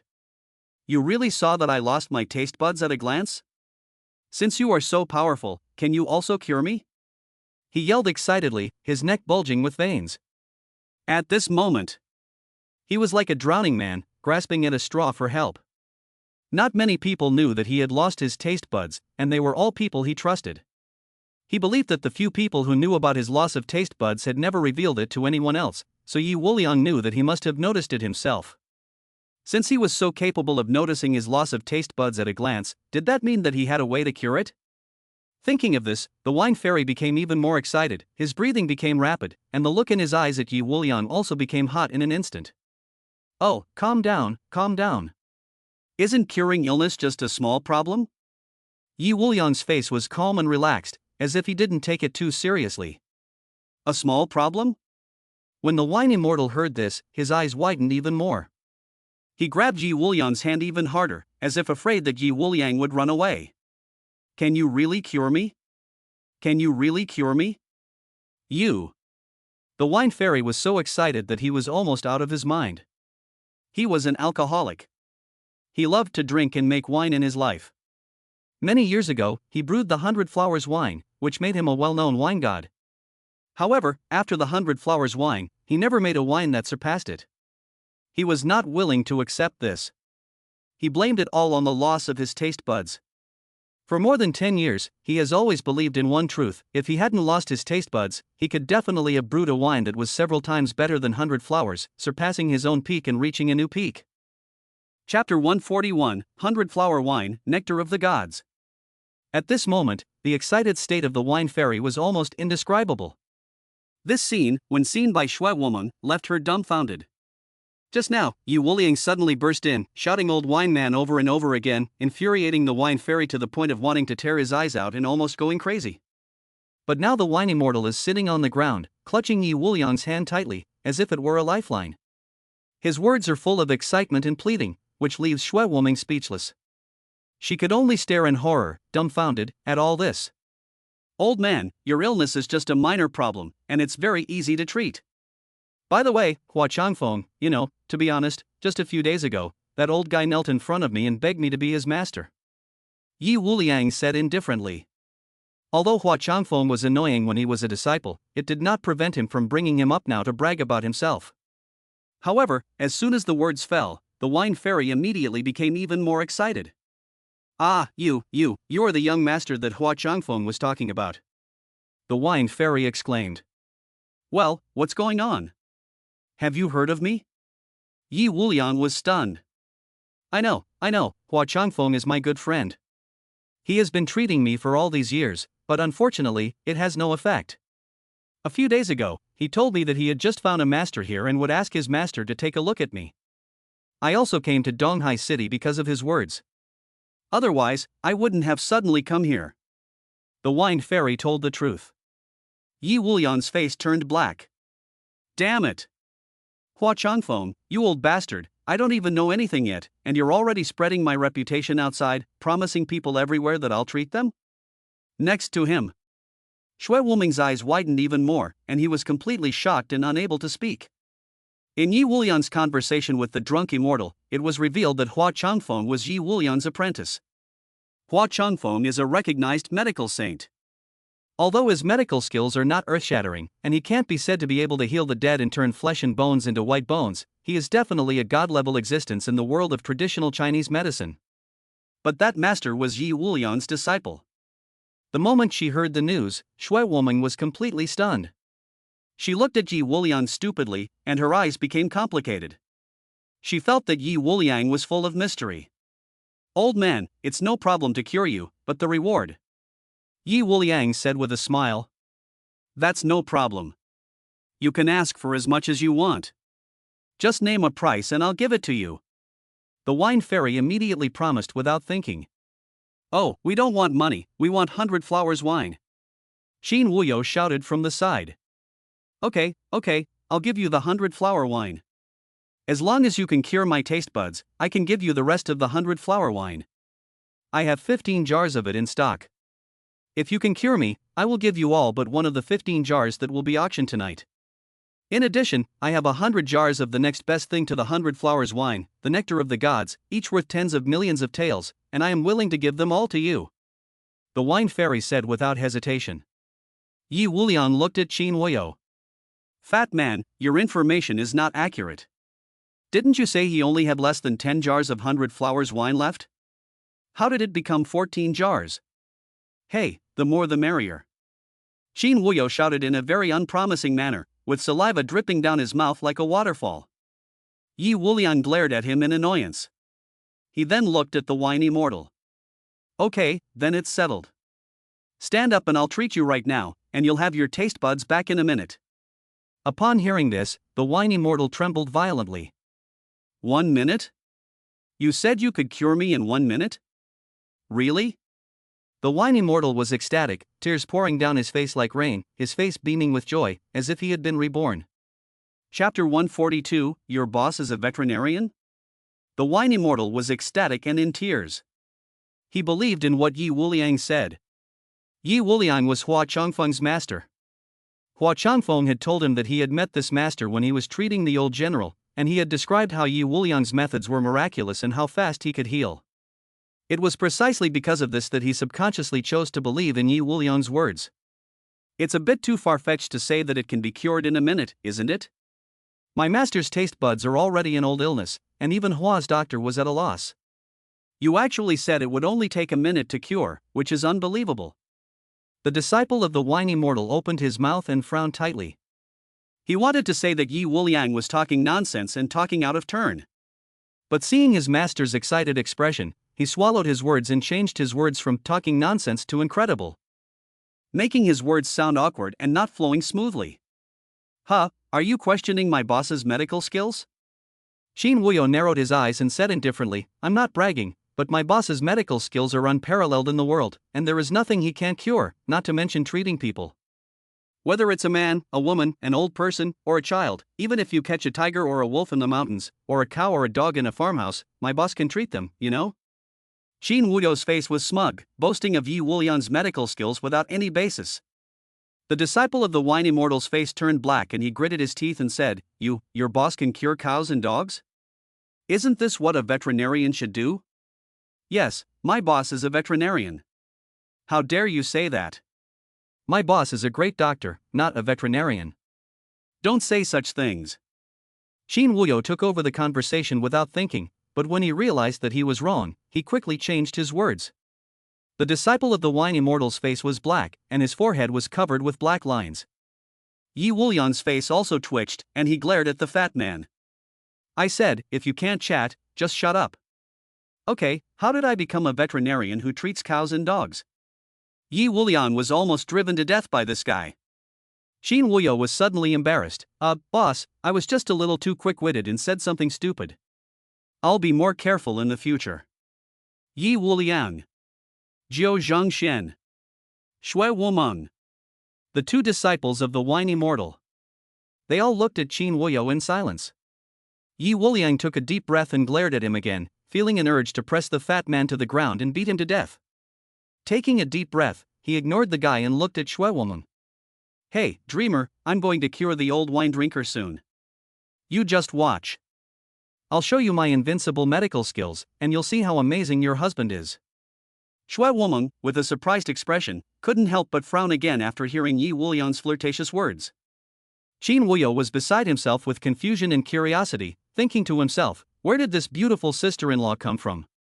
He had met Shin Huowu and Li Qingyi, but not Snow Dream. Yesterday, when Su Wuming appeared in the courtyard, Qin Wuyo was enjoying a bath in the villa arranged by Shin Huowu, and missed the chance to meet Su Wuming, so he didn't know her. In fact, when he first entered the house and heard Yi Wuliang call his wife, Qin Wuyo was full of doubts, but he never asked. Now he wants to ask, but he feels it is inappropriate, so he holds back and thinks about asking after the matter is over. Old man, stand up and straighten up. I'll treat you now and restore your sense of taste. Yi Wuliang said in a light tone. The wine fairy shuddered violently, immediately stood up straight, and straightened his body like a sword. As soon as he straightened his body, Yi Wuliang also struck out with lightning speed, raising 2 fingers and pointing them at the body of the whiny mortal. The moment to witness a miracle has arrived. Chapter 143, Healed in a Minute.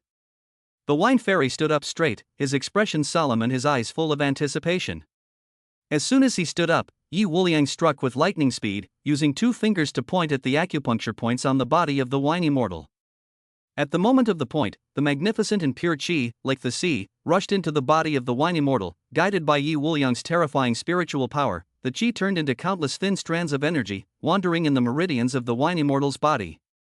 If it were Yi Wuliang in the past, he would not have been able to do this so easily, but now that he has taken the Earth Lotus, his spiritual power has increased several times, so he can perform this technique with ease. Ah! The immortal in the wine could not help but let out a sound, feeling extremely comfortable, as if he were walking on clouds.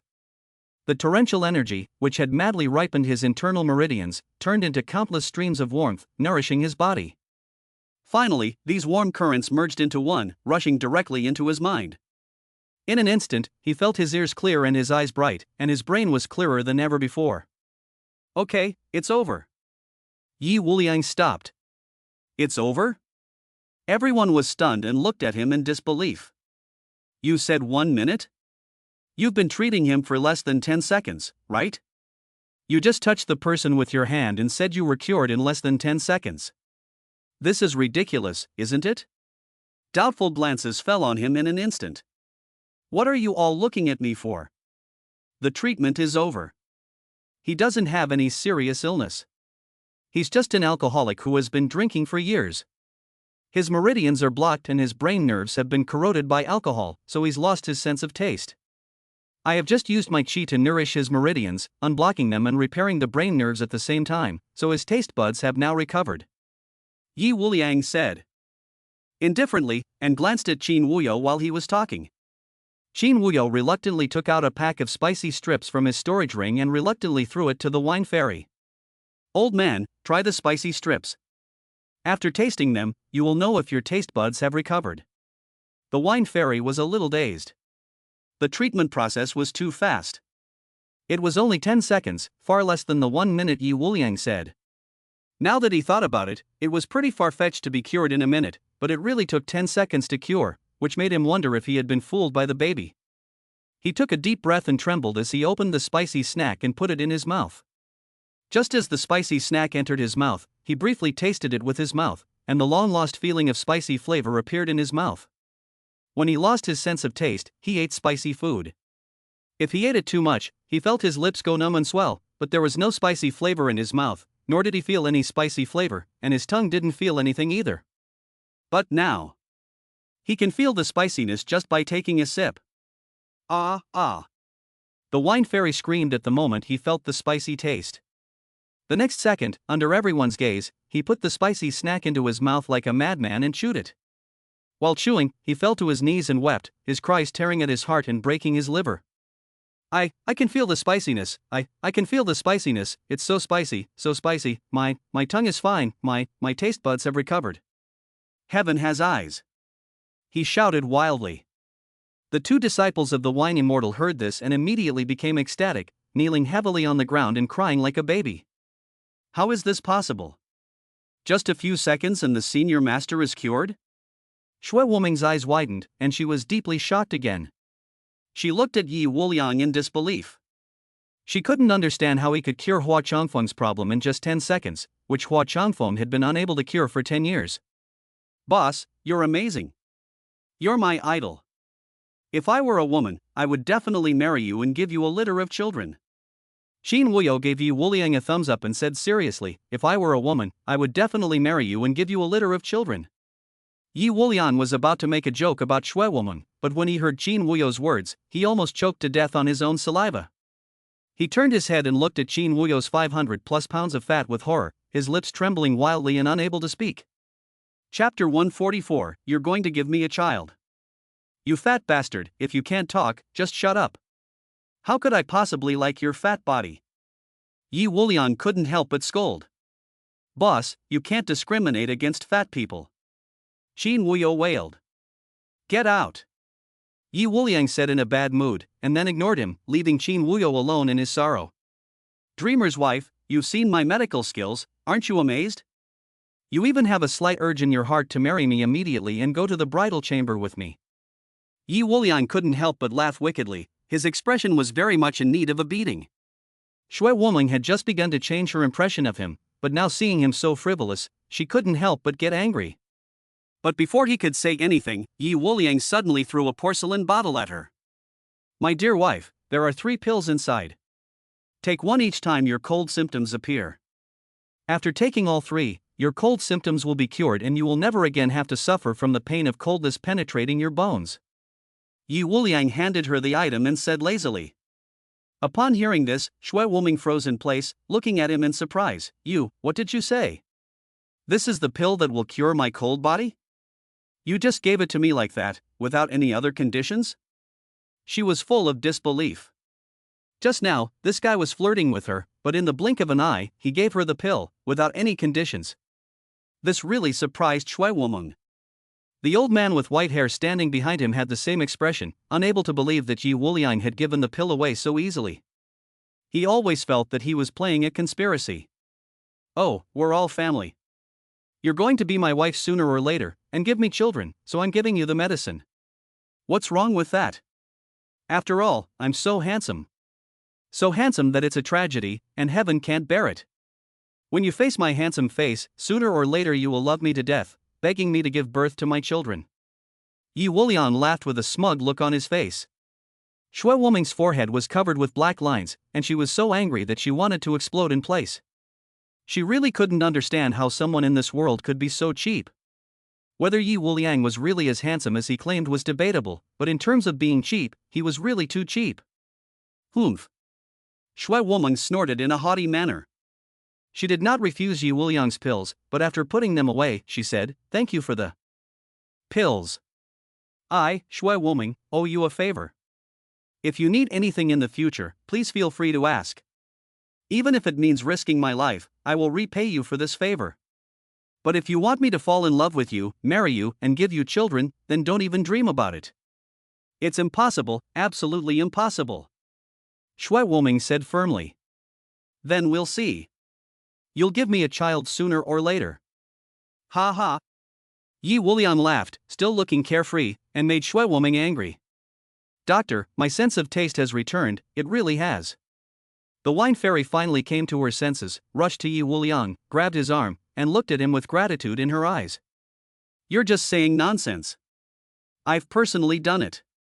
There's no reason why your sense of taste wouldn't recover. Are you questioning my medical skills?" Yi Wuliang rolled his eyes. "No, I dare not." The wine immortal was filled with trepidation. Chen Wuyo couldn't wait to say, "Old wine man, cut the crap and give us the 100 flowers wine. I'm so hungry, you old fart." "Ah, good, good." The wine fairy quickly agreed. He had just been very offended by the name Old Wine Man, but now he had accepted it. He asked his disciple to bring 3 jars of 100 flowers wine to Yi Wuliang and Chen Wuyo. "I have brought 4 jars with me this time, and I will have the rest delivered to your residence within 2 days. Please leave your address," the wine fairy said humbly. At this moment, in front of Yi Wuliang, he spoke carefully, treating him like a patriarch. In his heart, he thought, "I have to serve this master well. If I get sick again in the future, I'll have to ask him to treat me." Chapter 145, Foot Bath with 100 Flowers Wine. The wine fairy respectfully handed over 3 jars of 100 flowers wine to Yi Wuliang and Chen Wuyo. Chen Wuyo couldn't wait to open one jar. As the jar opened, the entire room was filled with the smell of flowers, which instantly made people feel happy and relaxed, as if they were immersed in an endless flower valley. "Ah, it's so refreshing." Chen Wuyo smelled the wine and couldn't help but sigh with emotion. He lifted the jar and gulped down a mouthful. The fragrance of the wine entered his mouth. Chen Wuyo let out a comfortable moan, his fat body trembling, and his face showing the expression of extreme enjoyment. Yi Wuliang couldn't wait to take a sip either. In an instant, he too looked contented, feeling that a sip of wine in his throat had brought great satisfaction and pleasure to his body and spirit, and that his body and spirit had instantly relaxed, making him feel an unprecedented sense of comfort and mental relaxation.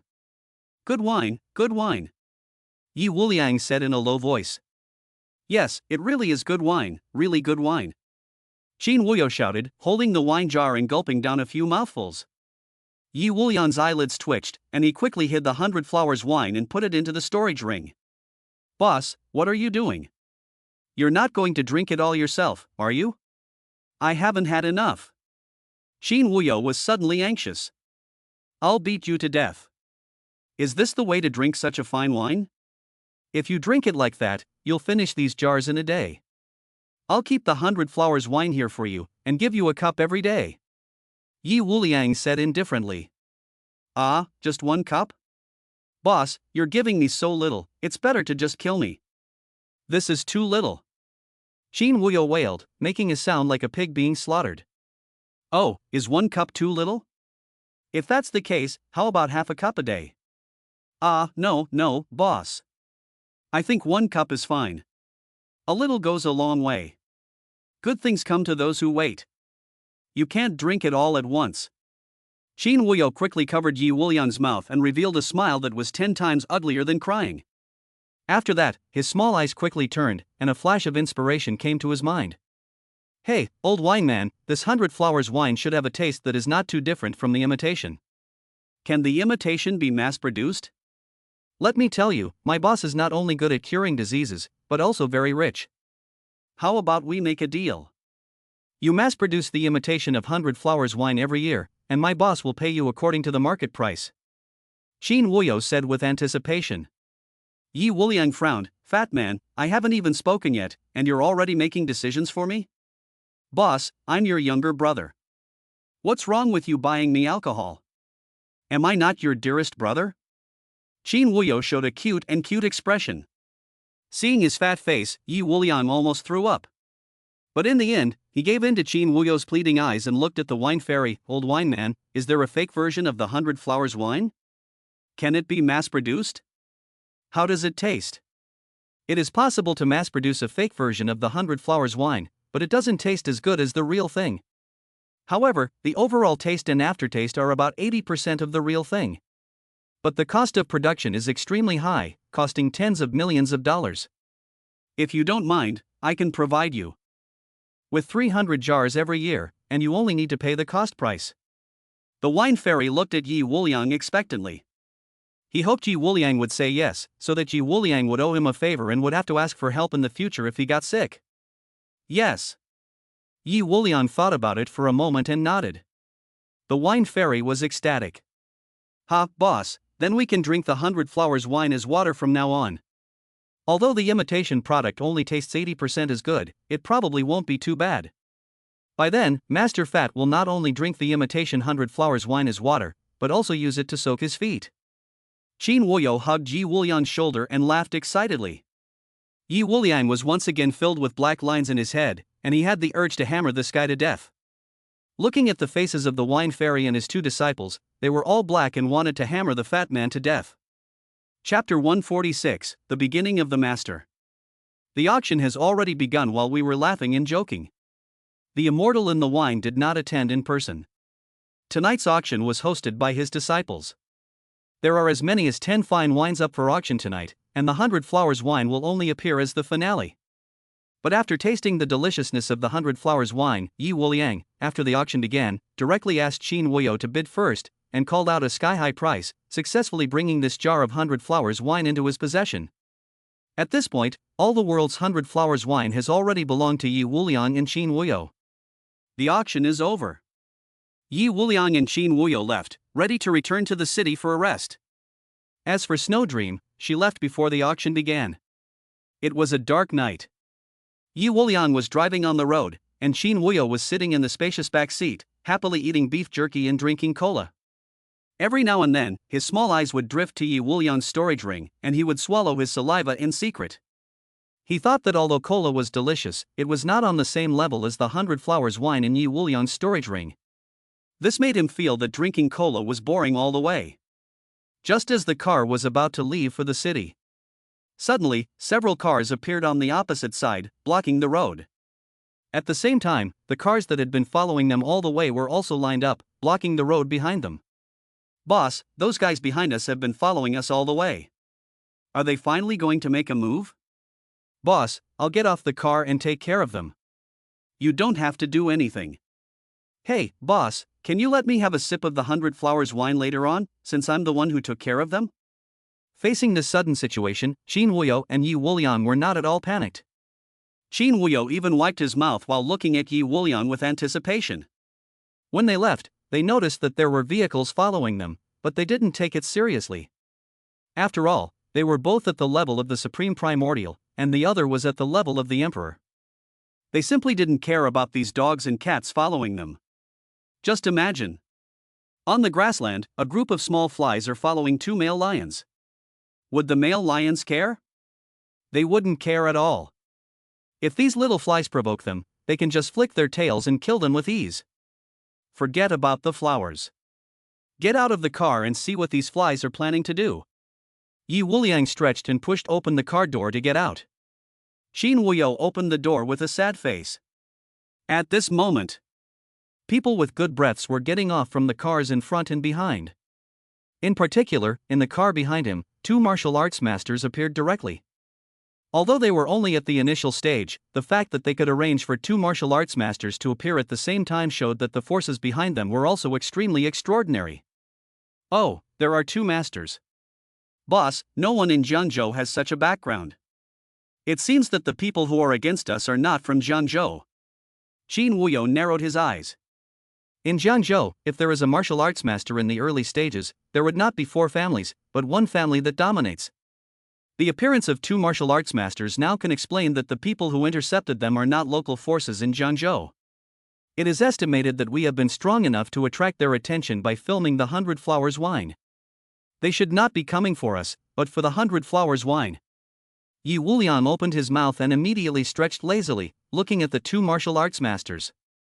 Both of them were over 60 years old, with silver hair on their heads, standing there with a breath like a torrent, and their eyes were as sharp as eagles.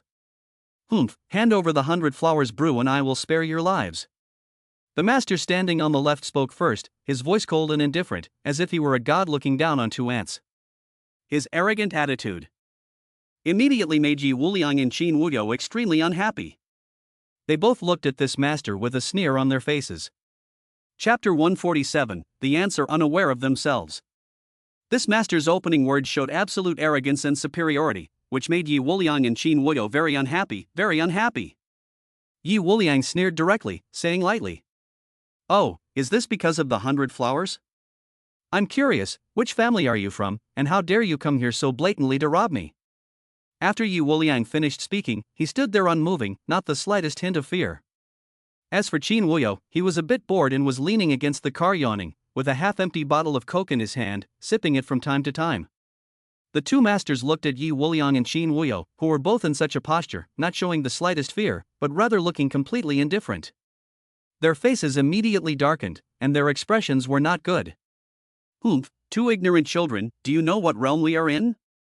How dare you show such disdain? You are truly looking for death." The one speaking was the martial arts master standing on the left. At the moment, his face was ashen, and his voice was a bit cold.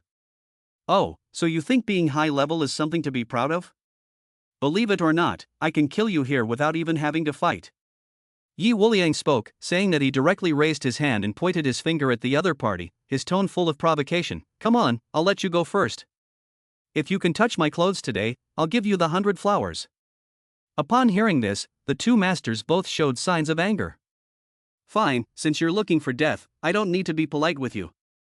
Now I'll break your bones first and see if you'll hand over the 100 Flowers brew." The martial arts master on the left roared, his body like a rock spreading its wings, and he rushed towards Yi Wuliang in an instant. However, as soon as he had rushed out, he let out a scream, threw his arms around his head, collapsed to the ground, and began to bleed from all 7 orifices, shaking uncontrollably. Psychic attack. Facing his attack, Yi Wuliang did not attack, but he immediately unleashed a mental attack. In an instant, the old man felt his head splitting open, and he felt like he would rather die than live. Blood gushed from all 7 of his orifices. What? The remaining master was shocked to see this scene, and the others who followed them were also shocked. "Whoever is hiding in the dark, if you have the guts, come out and stop hiding. What kind of hero are you?" The remaining master, looking around warily, shouted angrily. He had no concept of psychic attacks at all, and thought that there was a strong person hiding in the dark to attack him, so he became vigilant. "Damn, boss, your mental attack is so strong. Hey, when will the golden lotus in the center of the earth mature? I want to be as powerful as you." Qin Wuyo looked at Yi Wuliang with admiration on his face and whispered. Although Yi Wuliang could produce the urge to hammer this fat guy to death 800 times a day. But he had to admit that in Yi Wuliang's heart, the fat man was like a family member, so Yi Wuliang didn't hide the matter of the golden lotus from him, and had already told the fat man about it. He also said that when the next lotus flower matures, he will definitely get a share. It will take 2 months, or 2 months at the most, or 6 months to a year at the most. You can wait. Ah, it's going to take so long? Qin Wuyo's face was full of sadness. Yi Wuliang did not answer, but looked at the two masters with a teasing smile. The psychic attack was released again. This time was directed at all of them. In an instant, all the people who had stopped them all fell to the ground, clutching their heads in pain, bleeding from their 7 orifices, and feeling worse than death. Several of them even died on the spot. Although the two masters were not killed, they were also extremely disheveled, and no longer had the demeanor of a master. Ah, you. One of the masters looked up in horror, his face full of fear as he looked at Yi Wuliang. You have a master protecting you in the dark. You are despicable.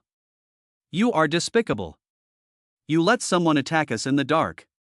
What kind of hero are you? He shouted angrily.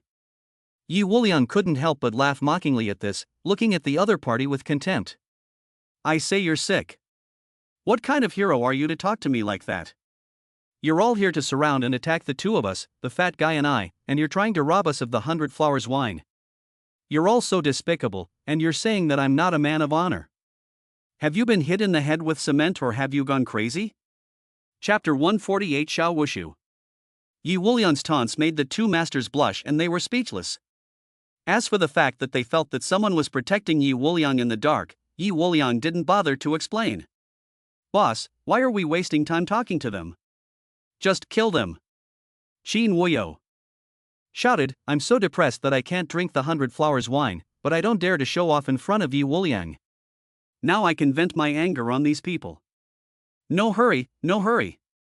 Yi Wuliang said, I don't know which family they belong to, but I have to find out who arranged for them to come and intercept us from robbing the 100 flowers wine. After saying that, Yi Wuliang looked down at them. We are from the Xiao family. The old man growled, I advise you to let us leave safely, otherwise the Xiao family will never let you go, and you will be killed by 1,000 knives and 1,000,000 cuts. His voice was very hideous, and Yi Wuliang frowned sharply. Xiao family? Xiao Wushu? In an instant, the name Xiao Wugu appeared in his mind.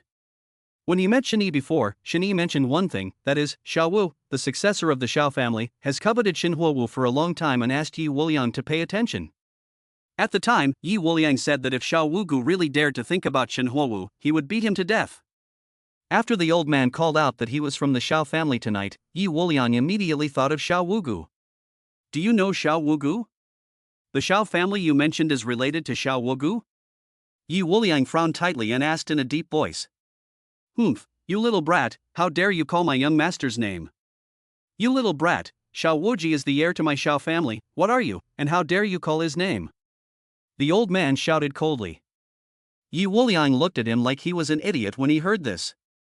What century is this? Can't you call him by his name? Oh, so Xiao Wuji is your young master. Yi Wuliang sneered, and as he spoke, he suddenly lifted his foot and stepped down on the master. The mental attack he had just suffered had damaged his sea of consciousness, and he was now paralyzed on the ground, unable to fight. Facing this stomping foot, even though Yi Wuliang's landing was not swift, he was unable to dodge. Crack! The old man's neck was instantly crushed by the foot, and he died instantly. Ah, no! The remaining master, seeing his companion die, immediately let out a mournful cry, You deserve to die. You dare to harm his life? The Xiao family will never let you go. You are dead. He roared angrily, trying to attack Yi Wuliang and supporting his body to stand up. Ah! But he didn't get up.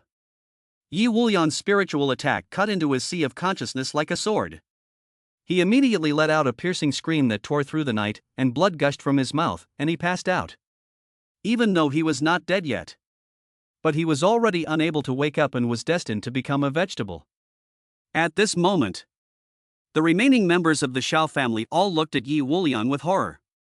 They didn't know who was behind it all along, but in less than a minute, 2 masters were killed and 1 was crippled, which made their fear reach a peak in an instant. And the way they looked at Yi Wuliang were also filled with extreme fear. It was like a mouse seeing a cat that was huge and strong like a lion. Yi Wuliang swept his gaze over them and said coldly, Remember my name. I am Yi Wuliang. You go back and tell Xiao Wushu to forget about the 100 flowers wine in my hands and forget about my wife, Xinhua Wu. If he doesn't listen, the next time he will be the one who dies. That's it. Yi Wuliang told them to get lost. These people are ordinary martial artists, and Yi Wuliang is too lazy to take their lives. He doesn't want to kill indiscriminately.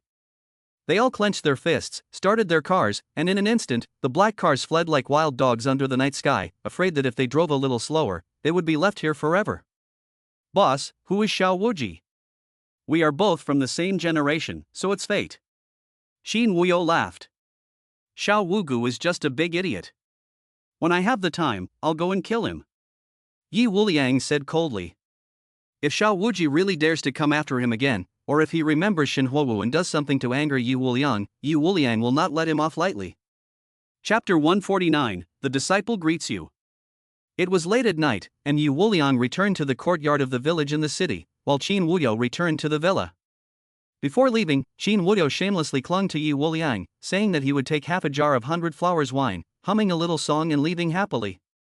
In the courtyard, Yi Wuliang had just returned when the golden-haired Rat King appeared. Master, you're back. The golden-haired Rat King bowed respectfully. Yi Wuliang nodded and glanced at the golden-haired Rat King, saying lightly, You've been practicing hard these few days. Judging from the aura around you, you're getting closer to the imperial realm. Good, very good. Keep practicing hard. When you break through, I'll give you a 7-star or higher broken mirror pill and personally protect you to help you break through. Upon hearing this, the Rat King was ecstatic and knelt down to thank Yi Wuliang as a human would. Yi Wuliang was originally a 6th grade alchemist, and his alchemy skills had already reached the pinnacle. It was only because of a lack of spiritual power that he was unable to continue to break through. However, after taking the golden lotus from the center of the earth, his spiritual power increased. Yi Wuliang's breakthrough in alchemy came naturally, reaching the 7th level, and he could even use his powerful spiritual power to transcend levels and refine 8th level pills. When the Rat King breaks through, Yi Wuliang will not find it difficult to make a batch of 7 or 8 grade broken mirror pills. Back in the house, he felt a bit lonely. Yi Wuliang brazenly went to Shen Huowu and Li Qingyi's room, and snuck into the two women's bed. Don't do anything bad, or I'll cut it off. Just as he was about to get into bed, he smelled the fragrance of the two women and was extremely excited. Li Qingyi suddenly opened her eyes and looked directly at Yi Wuliang. The next second, she grabbed Yi Wuliang's hand and squeezed it gently. Yi Wuliang trembled all over and immediately showed a pleading expression. Light-clad wife, please be merciful. If you pinch me too hard, you won't be able to give me children. Humph, who wants to give birth to your children? You shouldn't be doing bad things in the middle of the night, sneaking into my bed with Sister Huowu. Don't think I don't know what you're thinking. I've already agreed with Sister Huowu that I can't give you to you easily, or else you, this smelly man, will get us too easily, and you won't cherish it. Li Qingyi said arrogantly. Light-clothed wife, I'm innocent. How could I be a smelly man? I'm clearly fragrant. If you don't believe me, smell me. Yi Wuliang shamelessly moved forward, and before Li Qingyi could react, he pressed her down. Ah! Li Qingyi let out a slight scream. But as soon as the sound was made, it was blocked by Yi Wuliang's mouth. Crazy! Although the noise was not loud, Shen Huowu was awakened by the firewood and fire. That night, Yi Wuliang finally got what he wanted. Shan Huowu, Li Qingyi, became Yi Wuliang's wife in the true sense of the word. No words exchanged that night. The next morning, both women were tired and asleep. Yi Wuliang enjoyed the happiness of having two wives at the same time. At this time, the sound of someone banging on the door could be heard. Someone was pounding on the door, shouting, Master, Master, are you awake? I've come to see you, Master. Yi Wuliang was full of black lines in his head. The voice was clearly that of his unlucky apprentice, Hua Changfeng. This guy, he came to knock on the door early in the morning. Why didn't he just smash the door down? Yi Wuliang was angry, and Shen Huowu and Li Qingyi woke up when they heard the noise. After waking up, they both blushed in shame when they thought about last night's madness. Honey, let's ignore that guy. It's sunny and warm in the morning. How about we do some morning exercises together? Yi Wuliang laughed. Upon hearing this, the two women's pretty faces turned even redder, and they couldn't help but extend their fists and start pounding Yi Wuliang. Yi Wuliang laughed heartily. Soon they got dressed, walked out of the house, and the gate was opened with a wave of the hand. Hua Changfeng ran in with a smile on his face. "Master, I have come to pay my respects to you. I hope I haven't disturbed you too early." Hua Changfeng ran up and greeted him with a bow and a nod. Yi Wuliang glanced at him and saw that Hua Changfeng was empty-handed. He frowned and said, "Oh, you came to pay your respects to me, but you came empty-handed?" Chapter 150, The Extreme Northern Ginseng. "Master, actually, I came to see you because I have something to tell you." Hua Changfeng smiled awkwardly. Yi Wuliang rolled his eyes. "Master, I have a patient here. I tried to treat him last night, but it was in vain. So I thought of you." Hua Changfeng opened his mouth. Yi Wuliang didn't wait for him to finish speaking, but instead went over to the rocking chair in the courtyard, closed his eyes, and waved his hand, saying, "No treatment, no treatment." "Do you really think I'm a free doctor who can treat anyone I want? My master is a great doctor who doesn't easily give treatment, you know?" Yes, I know, but this patient is extraordinary, and the other party has a very rare ginseng that is over 100 years old." After Hua Changfeng finished speaking with a smile, Yi Wuliang suddenly opened his eyes. Hua Changfeng continued, "The patient promised that if he could be cured, he would be willing to pay 1 billion yuan in consultation fees and give away the extremely cold ginseng." Yi Wuliang sat up and was about to make a move. Money is a secondary concern, but the northern ginkgo is a rare commodity, with a high price but no market. It is a kind of medicine that has already been initially extinct. The so-called initial extinction refers to the fact that this kind of thing has been lost, but it is not yet 100% certain that it has become extinct, so it is defined as an initial extinction. It has not appeared on the market for at least 10 years. Are you sure it's the northern ginkgo and it's over 100 years old? It is extremely rare for the ginseng to mature, and it takes 30 years for it to grow. It is even rarer for the ginseng to be over 100 years old, and it is extremely difficult to find. Are you trying to fool me, old man? Yi Wuliang looked at him and asked. I wouldn't dare lie to you, let alone play a trick on you. It is indeed the extreme northern cold ginseng. I saw it with my own eyes last night. Hua Changfeng said in a low voice. Yi Wuliang stood up directly. Hey, you old fart, if you had the northern ginkgo as a consultation fee, you should have said so earlier. If you had said so earlier, I would have gone long ago, so why waste so much time? Hurry up and take me to see the patient immediately. Don't delay the best treatment time.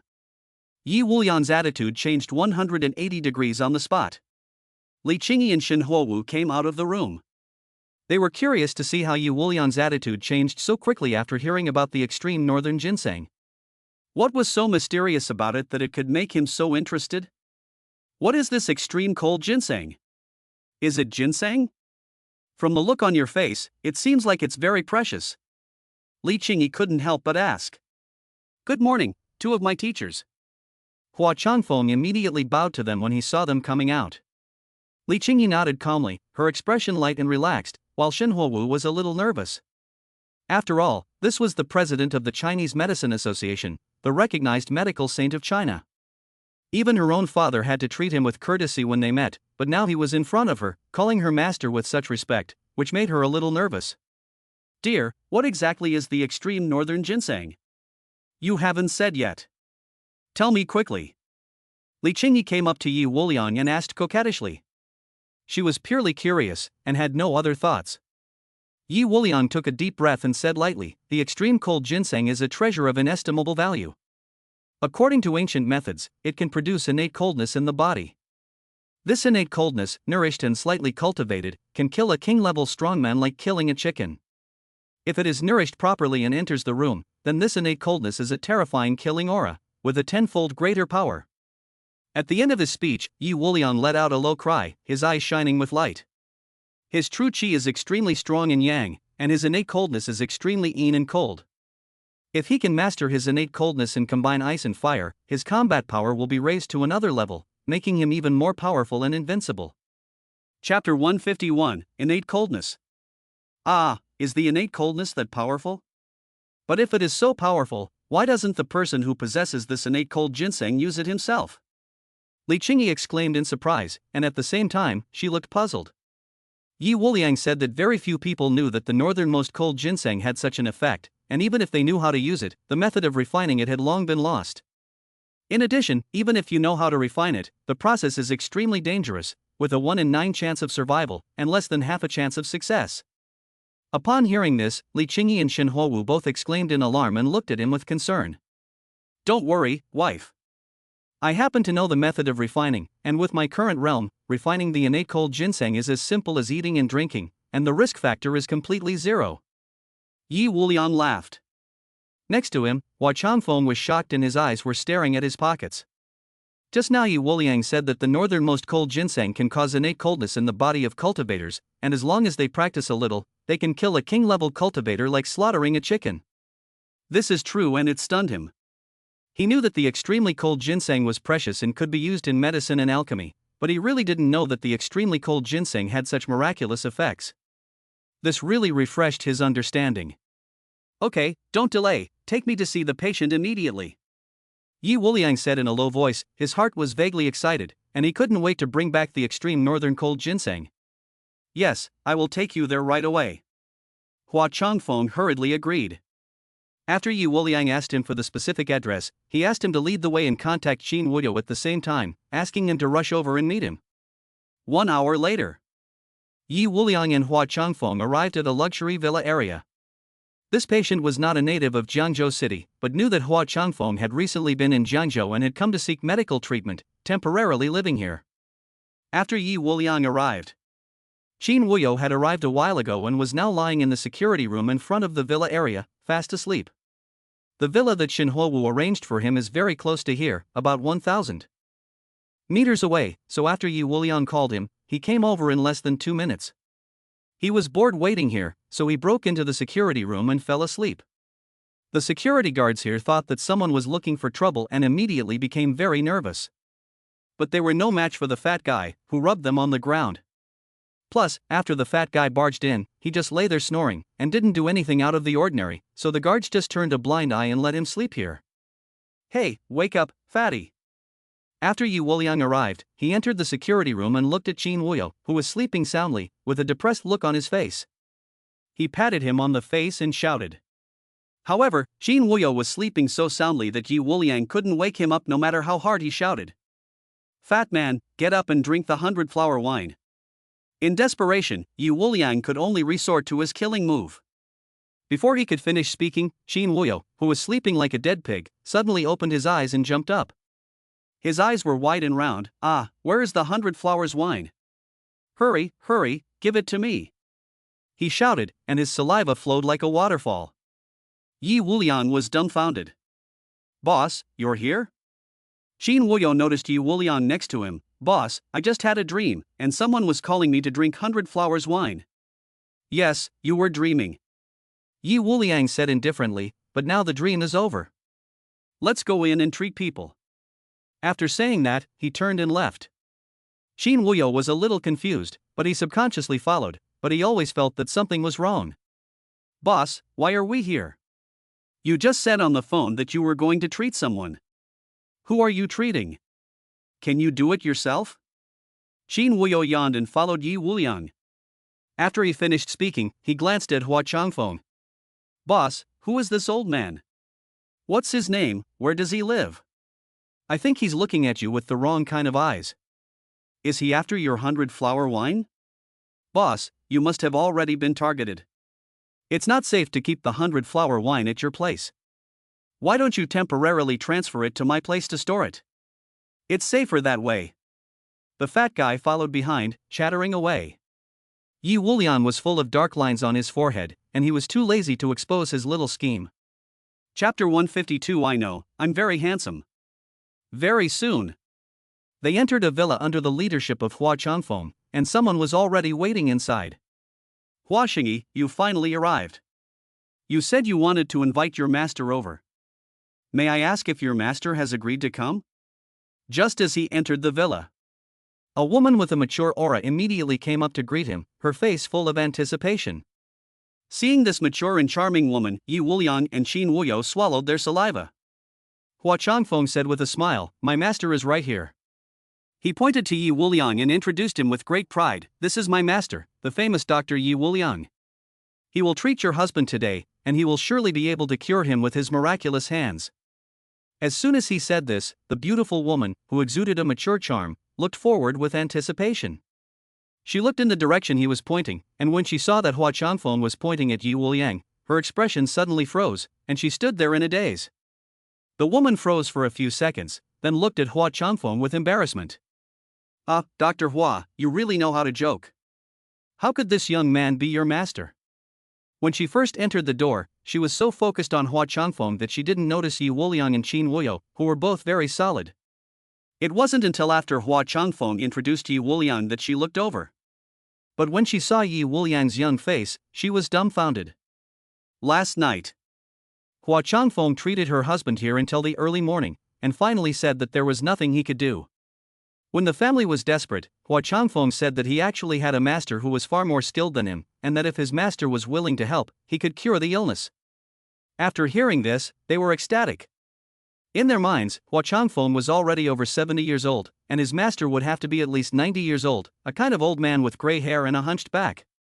But now, looking at the young and handsome Yi Wuliang in front of them, it was really hard to believe that he was Hua Changfeng's master. I'm not joking with you. This is indeed my master. Don't think that because my master is young, you can question his medical skills. My master's medical skills are far above mine, and I'm simply not his match. Understand? Hua Changfeng said in a low voice, his expression was extremely serious. Ha! The beautiful woman stared with wide eyes, her expression blank, and for a moment she was at a loss as to what to do. Ha, madam, you think that because I am too young, my medical skills must not be good, right? Yi Wuliang spoke.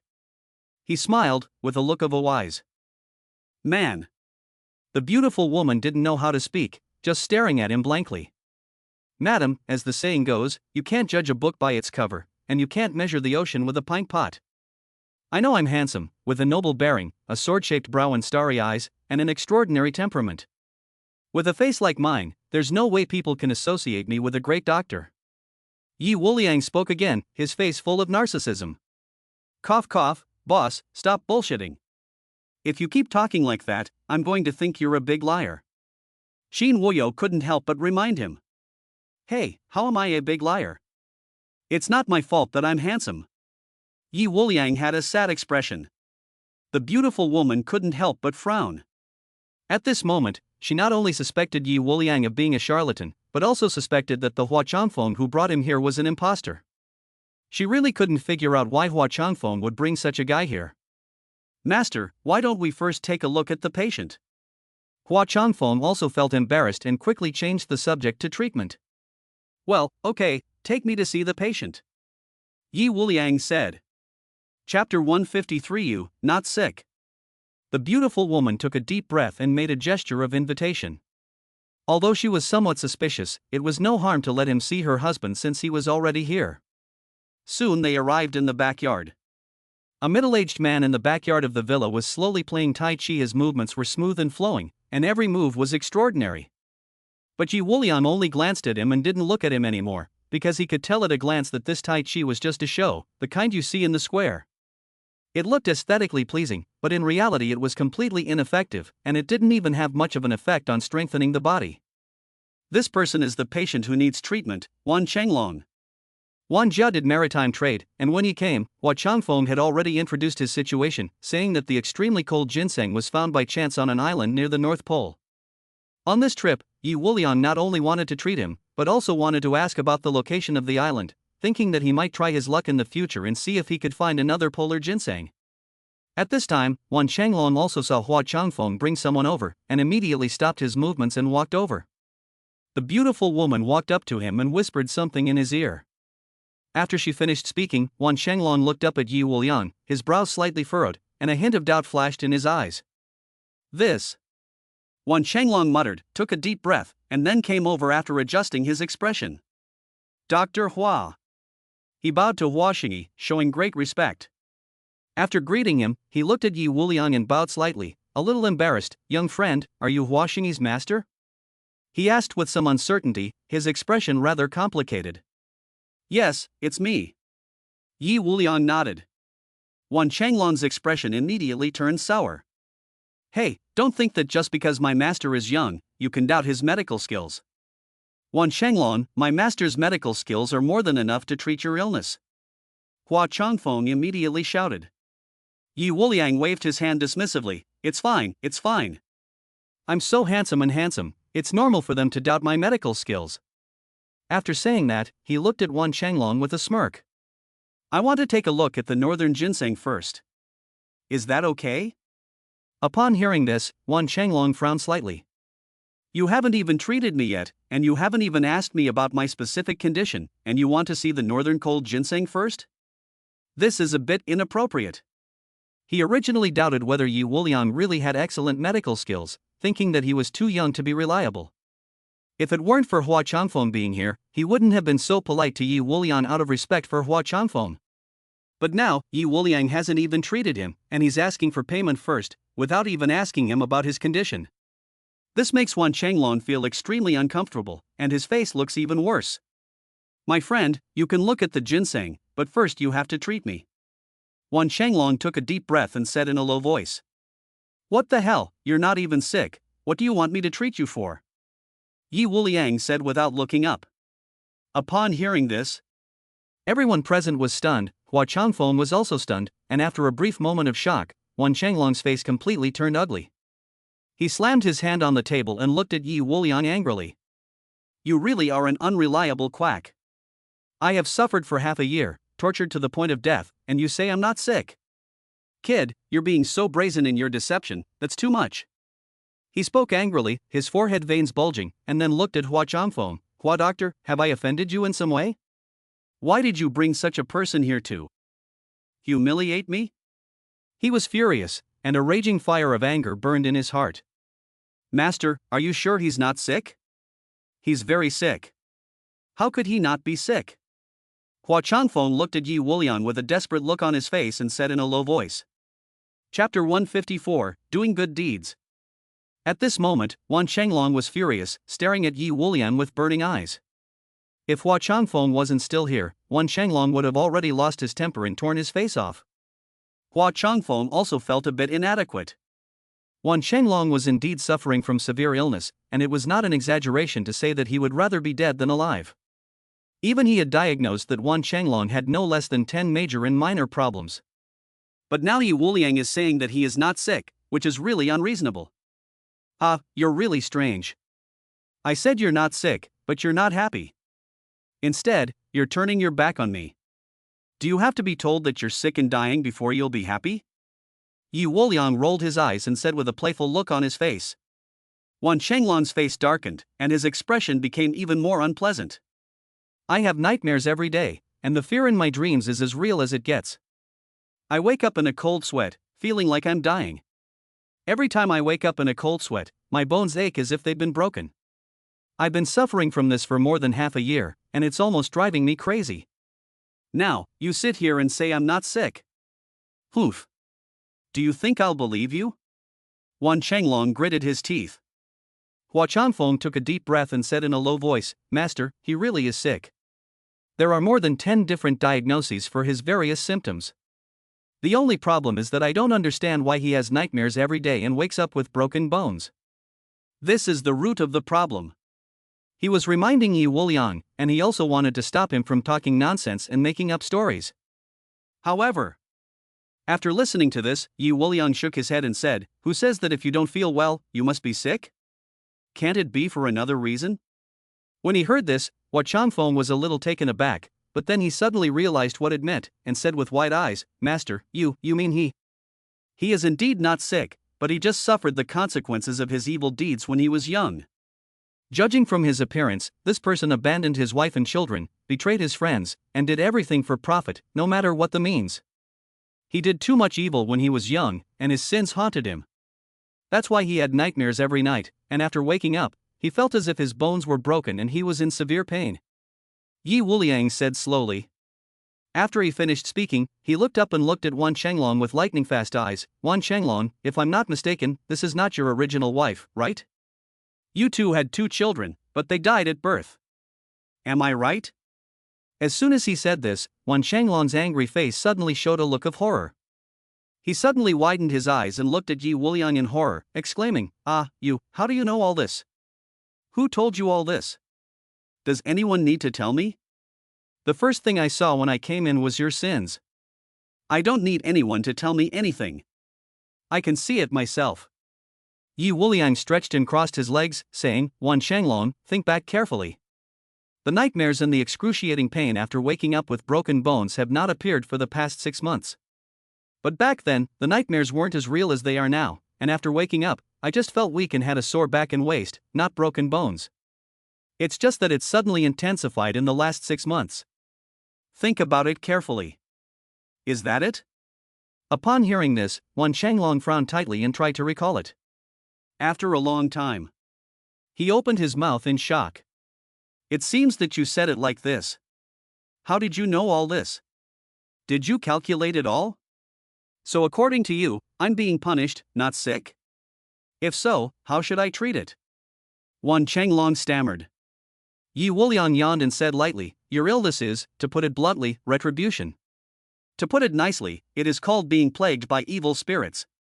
This is an incurable illness. The only way to recover and no longer suffer such pain is to do good deeds and increase your own blessings. There is no other way. Chapter 155, The Way to Salvation. There is no other way but to do good deeds and accumulate virtue? Hearing Yi Wuliang's words, Wan Shanglong's heart panicked, and cold sweat began to pour down his forehead. What exactly should I do to increase my good fortune? How should I go about doing good?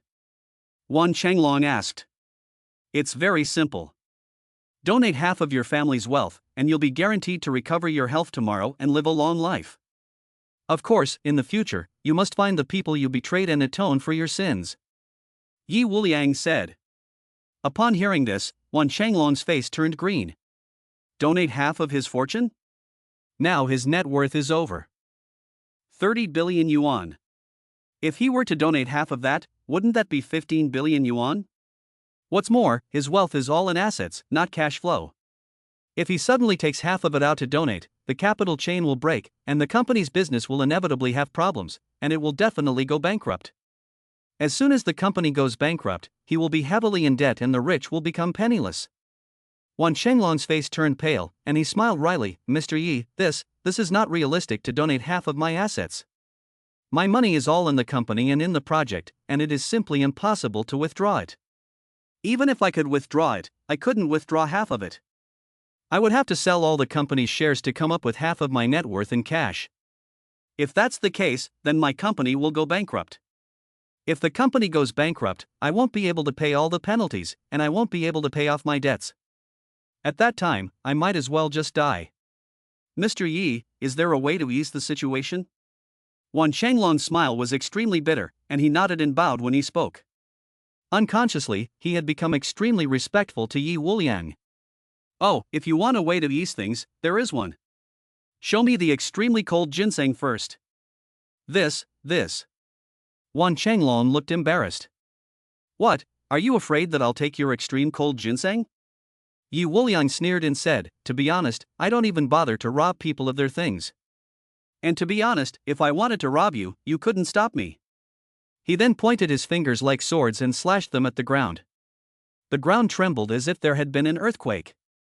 At the same time, a deep ravine appeared from under Yi Wuliang's feet where he was sitting. The ravine looked bottomless, half a meter wide, and more than 10 meters long, extending all the way to the end of the garden. Boom! Wan Shanglong's brain was struck by thunder, his eyes wide open, his face full of shock. His beautiful wife also covered her mouth in shock. In an instant, their eyes changed as they looked at Yi Wuliang, as if they were looking at a god. Now I know why I said that if I wanted to rob you, you couldn't stop me, so don't waste any more time. Take out the northernmost cold ginseng and give it to me. I promise to solve your problem in a more gentle way. Yi Wuliang said indifferently. Yes. Wan Shanglong dared not hesitate and immediately agreed. He left quickly, and when he returned, he had a long jade box in his hand. The jade box was about 1.5 meters long and was made of high-quality ice jade. It was no exaggeration to say that the value of the jade box alone was worth tens of millions of dollars. At this moment, he respectfully placed the jade box on the table in front of Yi Wuliang. The surface of the jade box exuded a slight chill and a layer of frost. Boss, is this the northernmost ginseng? Let me take a look first. Qin Wuyo laughed strangely and reached out to unlock the box. Pop! But as soon as his fat hand reached out, Yi Wuliang slapped it away. Qin Wuyo withdrew his hand in pain. Yi Wuliang said in a bad mood. The contents are very precious, don't be so careless. After that, he carefully opened the jade box himself. This northern ginseng is different from ordinary ginseng. It is about 1.3 meters long. Although the surface is undoubtedly ginseng, the length is very different. The extremely cold ginseng is ice blue all over, even somewhat transparent, as if it were carved from transparent ice cubes dyed blue. The hairs on it are also the color of blue ice. Yi Wuliang looked at this extremely rare ginseng that was over 100 years old, and immediately began to tremble with excitement, and his eyes shone with boundless brilliance. Chapter 156, Rival? 100 years old, the northern ginkgo. Good, very good. Yi Wuliang's eyes were shining. The extremely cold ginseng can generate innate coldness in the body, and the innate coldness of 100 years will be even more pure and refined, and it will be even more useful in the future. Boom! Yi Wuliang closed the jade box, placed his palm on top of it, and slowly got up. Wan Chenglong, your situation can also be resolved. Find the people you betrayed in the past and repent and apologize. In addition, give a portion of your money each year and do charity work yourself. Remember, you must do it yourself, never through the hands of others. As for your company, you should just retire. From now on, you should focus on charity. Give away at least 500 million yuan a year in charity. If you can do this for 10 years, it will be enough to erase your sins. 10 years? On hearing this, Wan Chenglong collapsed to the ground. So, does that mean I have to suffer for another 10 years? No, as long as you are dedicated to doing good, you will soon feel a change in your body. It could be a few days or a few weeks, but you will slowly get better. But you must never stop doing charity work yourself. Otherwise, you will have to bear the consequences of your evil deeds. Hearing this, Wan Chenglong was ecstatic. What he feared most was the nightmare that seemed real every day, and the pain of broken bones that woke him up every day. Yi Wuliang said that it would take a few days at the most, or a few weeks at the most, before he would slowly get better. This was undoubtedly great news for him. Wan Chenglong was overjoyed. When he looked up, he was shocked to discover that Yi Wuliang and Qin Wuyo had disappeared, and the extremely cold ginseng was gone. Only Hua Changfeng was left here. Ah, where are the people? Wan Chenglong was shocked. It seems that they have already left. Hua Changfeng said blankly that he didn't even notice how Yi Wuliang left, and he couldn't see his shadow anymore.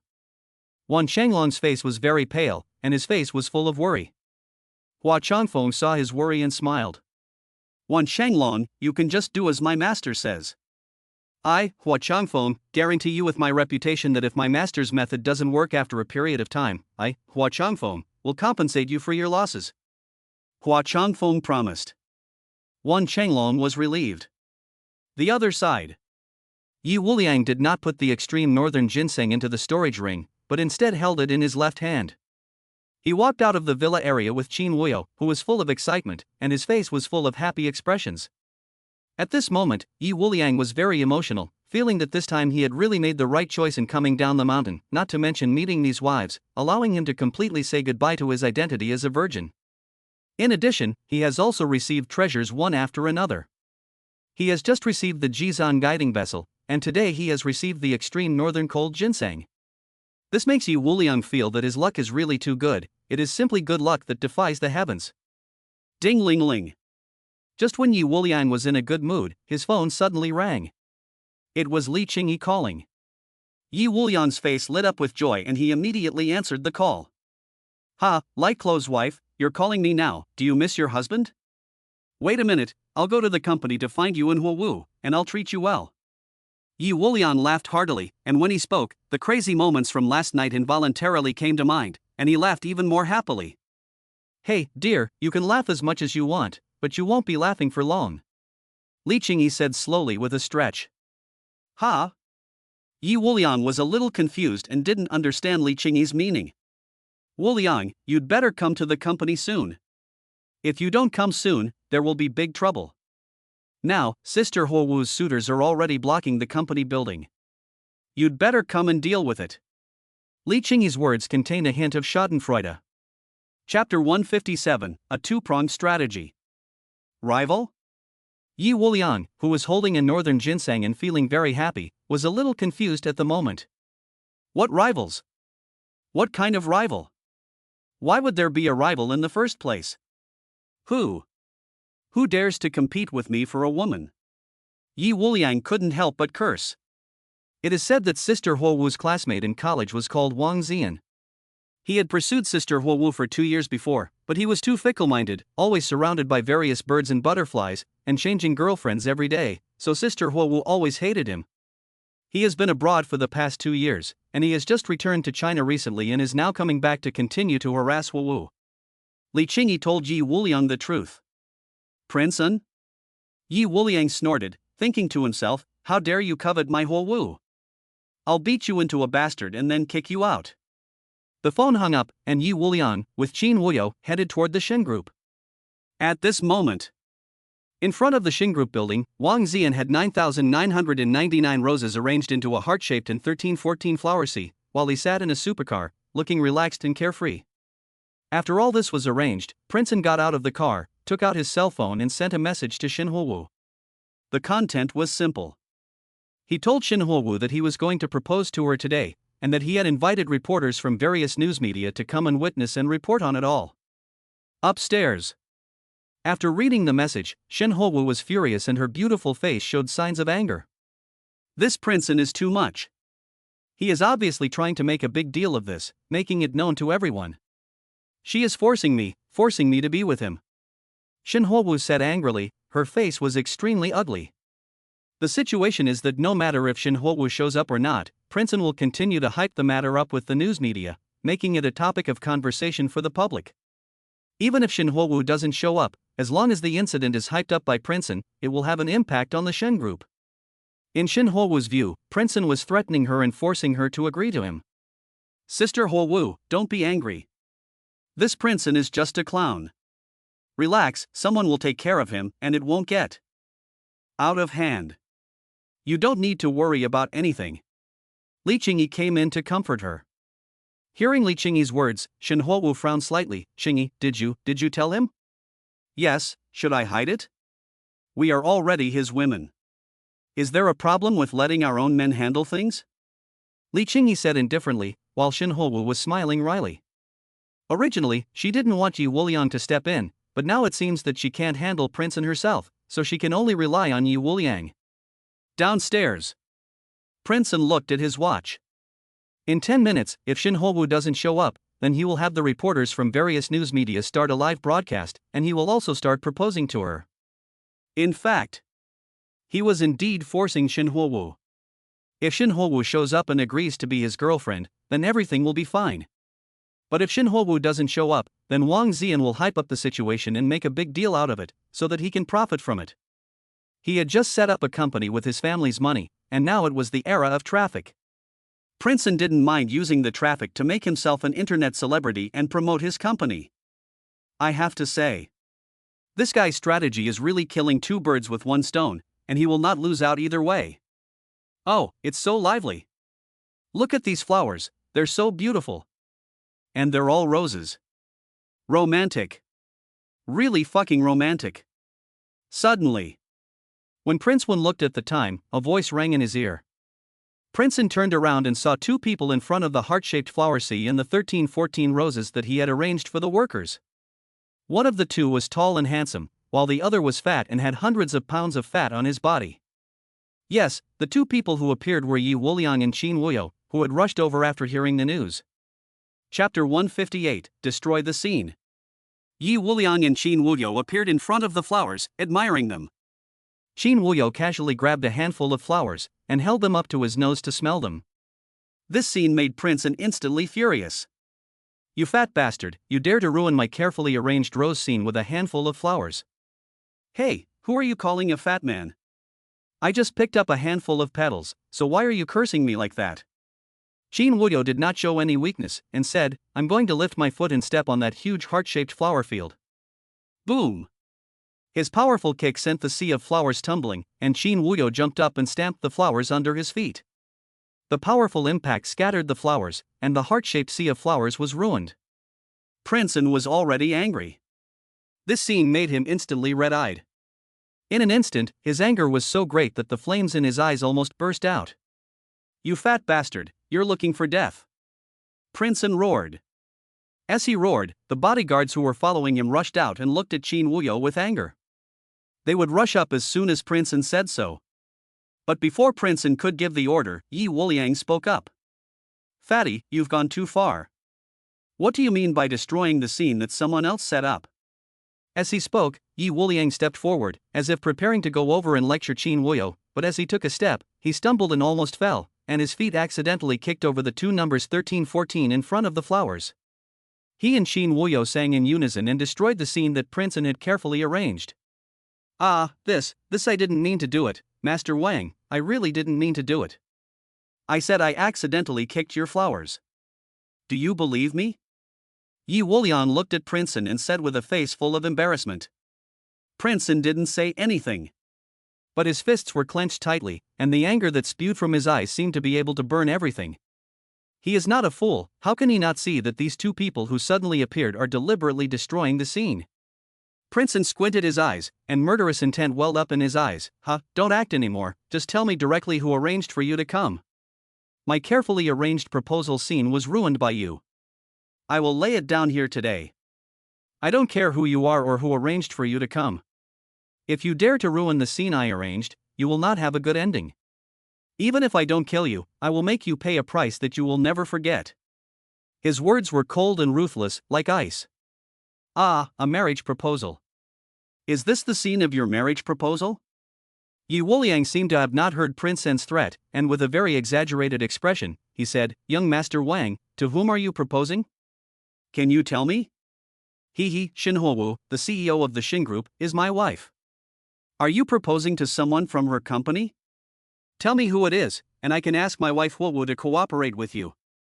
As soon as he said this, Princeton was obviously stunned. What did you say? Who do you think Shin Huowu is? My wife. Yi Wuliang replied with a smile. Princeton was completely stunned, his eyebrows furrowed. According to the information he had received, Shin Huowu had been single all these years, so how could such a man suddenly appear? He stared at Yi Wuliang without saying a word, but his gaze was like a knife. "Oh, you are Shin Huowu's boyfriend?" After a long time, he finally spoke, still in a cold tone. "That's really a coincidence. I also came here today to propose to Shin Huowu. Kid, I don't know what your relationship with Huowu is, but I can tell you that Huowu is my woman, and no one else is qualified to be with her except me. As for you, you don't even know where you came from. You don't even have the qualifications to be with Huowu. Do you understand?" Chapter 159, Instantly Knocked Out. Yi Wuliang smiled and said, Mr. Wang, you're here to court my wife. Well, you're too late. Now Huowu already has me, and there's no place for you. So just go wherever you want and stop daydreaming here. That's it." Yi Wuliang stretched and looked at the destroyed scene and said, "It's a waste of money for you to buy so many flowers for my wife. I can't let you spend money on something useless. How about this? I'll reimburse you for the cost of these flowers. I'll give you the money. But I don't have much money on me right now, just 250 yuan. How about I give you 250 now and the rest later?" Yi Wuliang said very sincerely. "You're looking for death." Wang Xian's forehead bulged with veins. $250? Are you trying to reimburse me? You're clearly trying to humiliate me. Very good, kid, you dare to talk to me like this, you really don't want to live anymore. Liang, Zhou, get rid of this kid for me, break his bones. Princeton roared, and the two bodyguards behind him stepped forward at the same time, heading towards Yi Wuliang, menacingly, like a tiger descending from the mountain. Although I'm not sure if you're related to Huowu, I'm very dissatisfied with the tone and attitude you just used to speak to me, so you need to pay a price. You should also remember that in the future, when you meet me, Princeton, you should speak more politely and not be arrogant and presumptuous." After saying that, the face that was still considered handsome was completely covered in ice, and the corners of his eyes and eyebrows all revealed an endless chill and murderous intent. "Hey, you want to fight me? Fat man, go get them." Yi Wuliang lazily opened his mouth. He had no desire to fight these minions. "Boss, leave it to me." Qin Wuyo shouted excitedly, instantly transforming into a humanoid tank and rushing towards the two bodyguards. Boom, boom. Without a doubt, he knocked them both flying. He didn't even use his cultivation, relying entirely on his physical strength and sheer weight to knock the two bodyguards several meters into the air. Although he is fat and a sword cultivator. But since he was a child, he lived in the mountains with his master, and his master also attached great importance to helping him build his body, so the power hidden in Qin Wuyo's fat body is not inferior to that of a body cultivator, and his physical fitness is even more terrifying. The moment the two bodyguards were knocked into the air, they felt as if they had been hit by a speeding train. They immediately spurted blood, and by the time they hit the ground, they had already fainted. Prince An was stunned. He looked at his two bodyguards, who were unconscious, and his face changed instantly. He stepped back a few steps. He took a few steps back and looked at Qin Wuyo and Yi Wuliang warily. "Ha, Prince An, you came to harass my wife, and you even wanted my wife to marry you. What's even worse is that you want to ruin me. Tell me, after you've done all these things, how should I punish you?" Yi Wuliang stood still, but his eyes were teasingly scanning Prince An's body. Prince An's body stiffened. He looked panicked. Don't look at how fierce he was just now, but after seeing his bodyguard being so easily dealt with, he immediately realized that he had met a tough guy and felt fear in his heart. "I'm telling you, you'd better not try anything against me. My Wang family is not a pushover. If you dare to touch me, the Wang family will never let you go." Wang Ziyan roared in a low voice. However, the moment his roar fell, he suddenly clutched his head, feeling a sharp pain as if it were about to explode. Psychic attack. Yi Wuliang did not attack, but he unleashed a mental attack with double the strength, bombing Prince An's brain, causing him to immediately feel a severe pain as if a hammer had smashed his head. He fell to the ground, holding his head and screaming in agony. Chapter 160, A luxury car turned into scrap metal. At this moment, Prince An's head was splitting, and it felt like there was a hammer pounding on it, or like there were steel needles stabbing it. "Oh, Mr. Wang, why are you lying on the ground? What's wrong with you? I didn't hit you. I was several meters away from you. I didn't even touch you. Don't touch the porcelain and say I hit you." Yi Wulian looked at Wang Ziyan lying on the ground, screaming in agony, and immediately spoke up, pretending that he had nothing to do with it. As soon as his voice fell, he unleashed another mental attack. In an instant, Prince An's screams became even more miserable. He lay on the ground, his hands covering his head, and his head kept hitting the ground, trying to relieve the pain. Seeing him in such a miserable state, Yi Wuliang and Qin Wuyo couldn't help but laugh. It took several minutes. Prince An finally recovered, but his head was still dizzy and uncomfortable. "It must be the evil spell you cast. You. Wang Ziyan looked at Yi Wuliang with a ferocious look and shouted angrily. "Damn it, you can blame me for this?" Yi Wuliang was speechless. Wang Ziyan stood up with great difficulty, his face grimacing. You have the guts to kill me. If I don't die today, I will never let you go in my life. I will never let you go, sooner or later I will kill you and cut you into 1,000 pieces." Hearing such a threat, Yi Wuliang slowly shook his head. "Hey, Prince An, why do you say this? You can't beat me, but you have to provoke me. Aren't you just asking for trouble?" Yi Wuliang sighed and said, "Fatso, teach this guy a lesson and smash his broken car while you're at it. It's annoying to look at." Upon hearing this, Prince An's face turned green. Smash the car? This is a limited edition supercar, worth tens of millions of dollars, and highly collectible. The current market price of this car is already close to 20 million. If it is smashed, the loss will definitely be huge. If you dare to touch my car, I will make sure your whole family dies." Wang Ziyan's voice was hoarse with anger. Do you deserve to have my whole family die?" Qin Wuyo sneered, and appeared in front of him like a ghost.